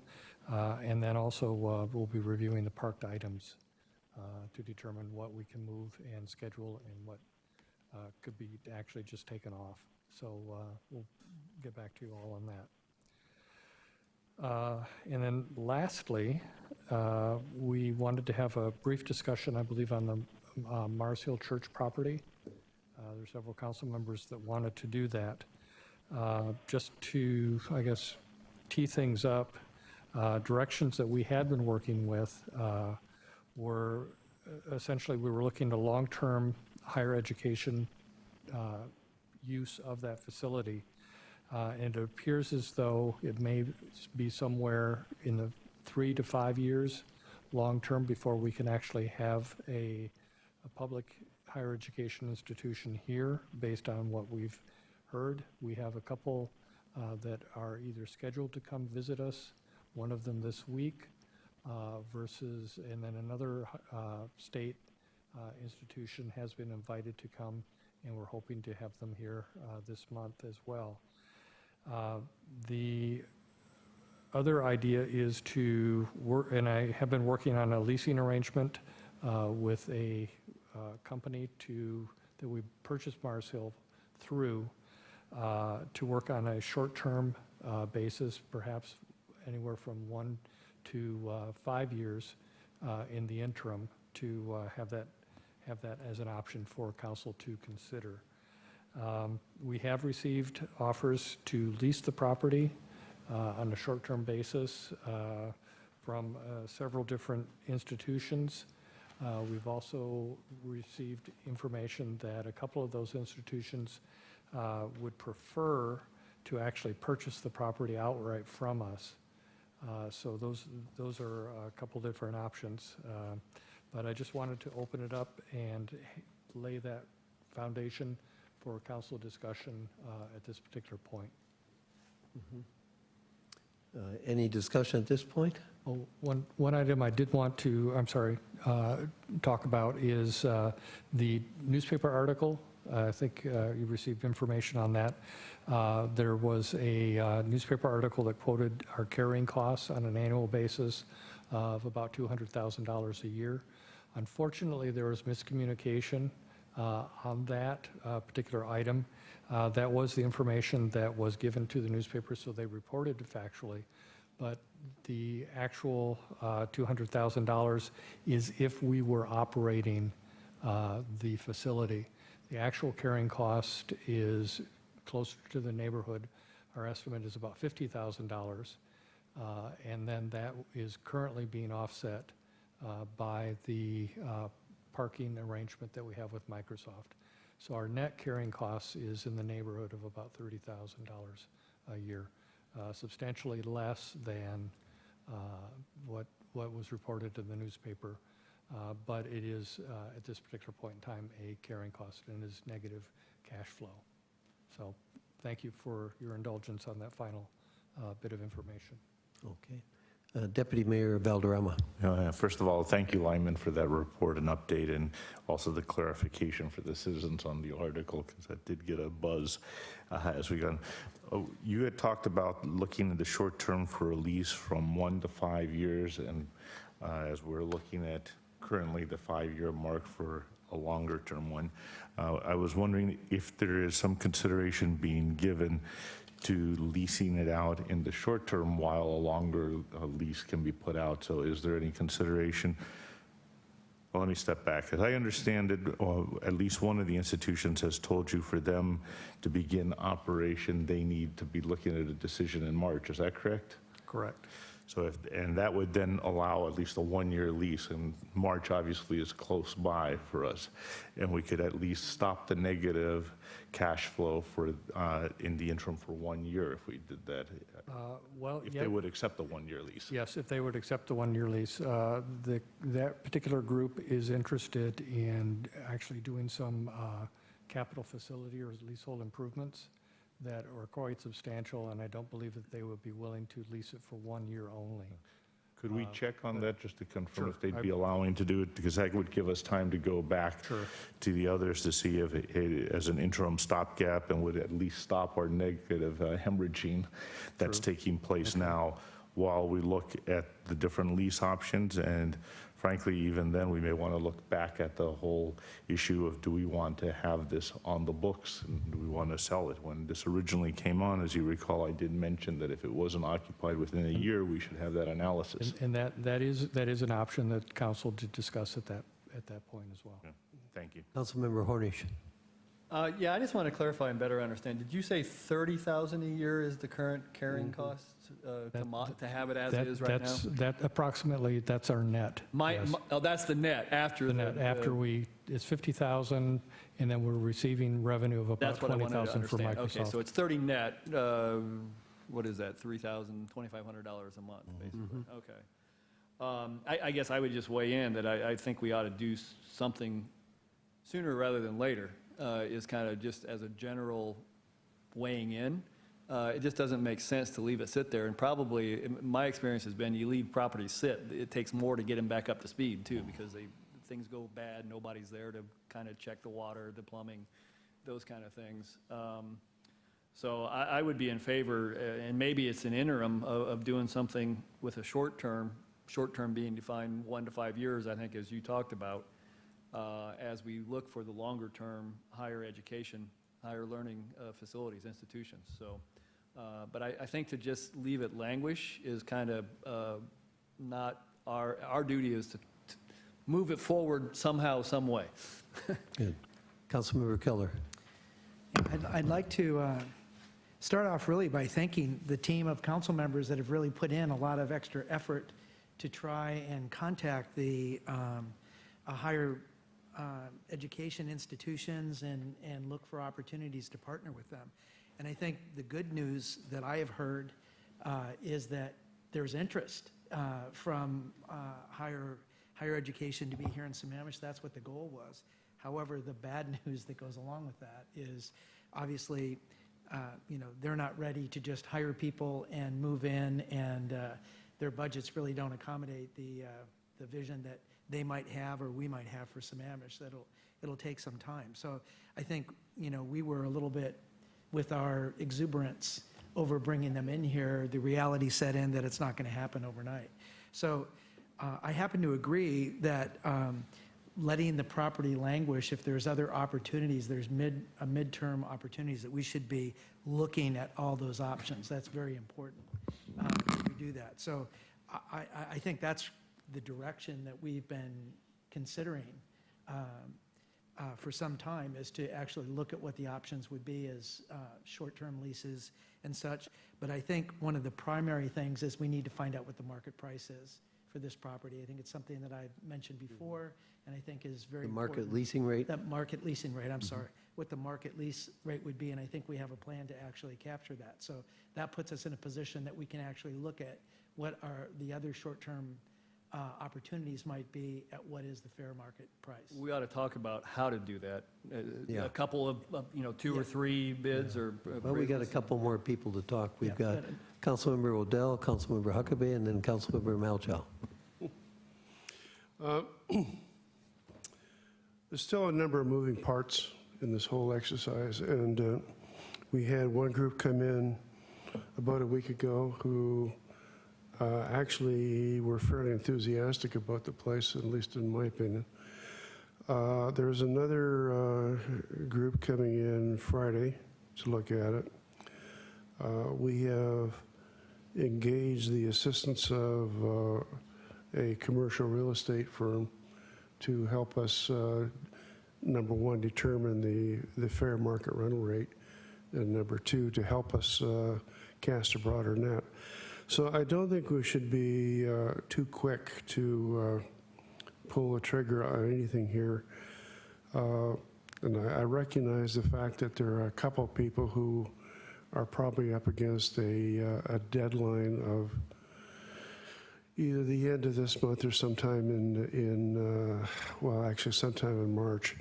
So I would prefer that we just kind of hold our fire and let this whole process play out, because we may well wind up with someone who we really want, who can't come in here this year or next year or even the year after, but who we'd like to have here. but we don't want to preclude their ability to come here because we've gone to something else that may be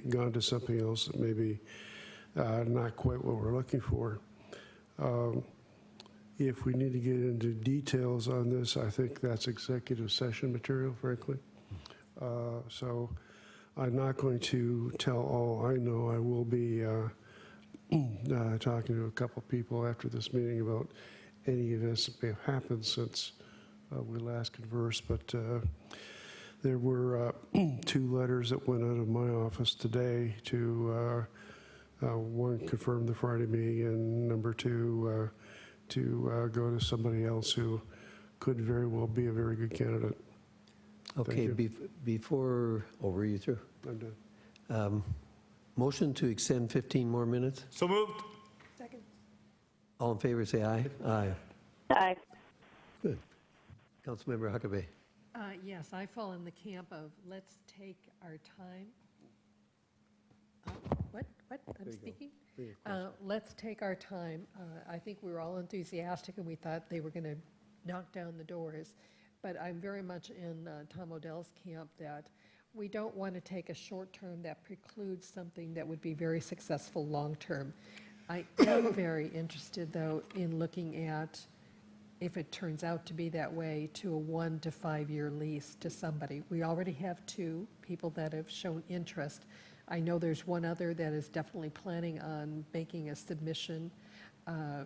Former council member Ron Hayworth came up with a suggestion. I have no idea about the reality of any of this, but I think as the word gets out, and especially as we talk to our leasing agent, they may come up with some further opportunities. But I agree with Bob that one of the first things we really need to do is what is the fair market rent? Because the last thing I want to see in the newspaper is that this council has rented below market and we've given a gift to public funds to XYZ organization or whatever it is. So. Thank you. Councilmember Malchow. Yes, I certainly support the idea of higher education coming in there, but I admit it really rubs me the wrong way that we're losing money. And over a 5-year period, we could be potentially looking at $150,000, and time is money. I'd certainly be in favor of getting it off the books if something doesn't come to fruition on the higher education facility. But I would be curious to know if the party interested by that March deadline wouldn't be interested in doing a multi-year lease, even with their improvements that you spoke about, and still be in a place to get in one of those higher education facilities with their improvements. But if we wait and let March go by, we may end up sitting on this building for another year or more, with it just simply sitting empty and wasting dollars. Thank you.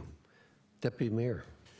Yeah, I just want to reiterate again, we are closing on 1 year that building's been empty, and from what we've been told is we have about a month time for if we're going to get a short term, or else that building again spends another year empty with the negative cash flow taking place. And that's what I think we need to look, can we move quickly for that 1 year and then allow us to put in place, we're taking our time, a discussion on the leases and or purchases of that building. But we do have a clock running against us, or we have to explain why it's going to sit for another year empty. Thank you. I think we have, as Bob said, we need to know what the market rate is. We've had a wide range of estimate. I hope we can narrow that down a little bit. And then we'd like to know if we're going to lease it to someone and it's below market rate, if it can do an in-kind contribution to bring it back up to within, I think it has to be within 10% of market, Council? There's no firm rule like that, Mayor. What we have to do is the council would have to make a finding that we're receiving in exchange something that confers a significant enough public benefit to address any deficit in market rent and actual rent. Boys and Girls Club, $1. Yeah. So I think the consensus is we want to move fast, but we've got a couple things coming in, and we already have a leasing agent that's Yeah, we're currently in negotiations, and I'll be bringing back, if everything works well, a contract to council at the next council meeting. Okay, good. Anything else? Oh, Tom? No, I spoke with you. Okay, good. Mr. City Manager, anything further? No, that is all I have at this particular point. Thank you. Okay, good. Then meeting's adjourned. No.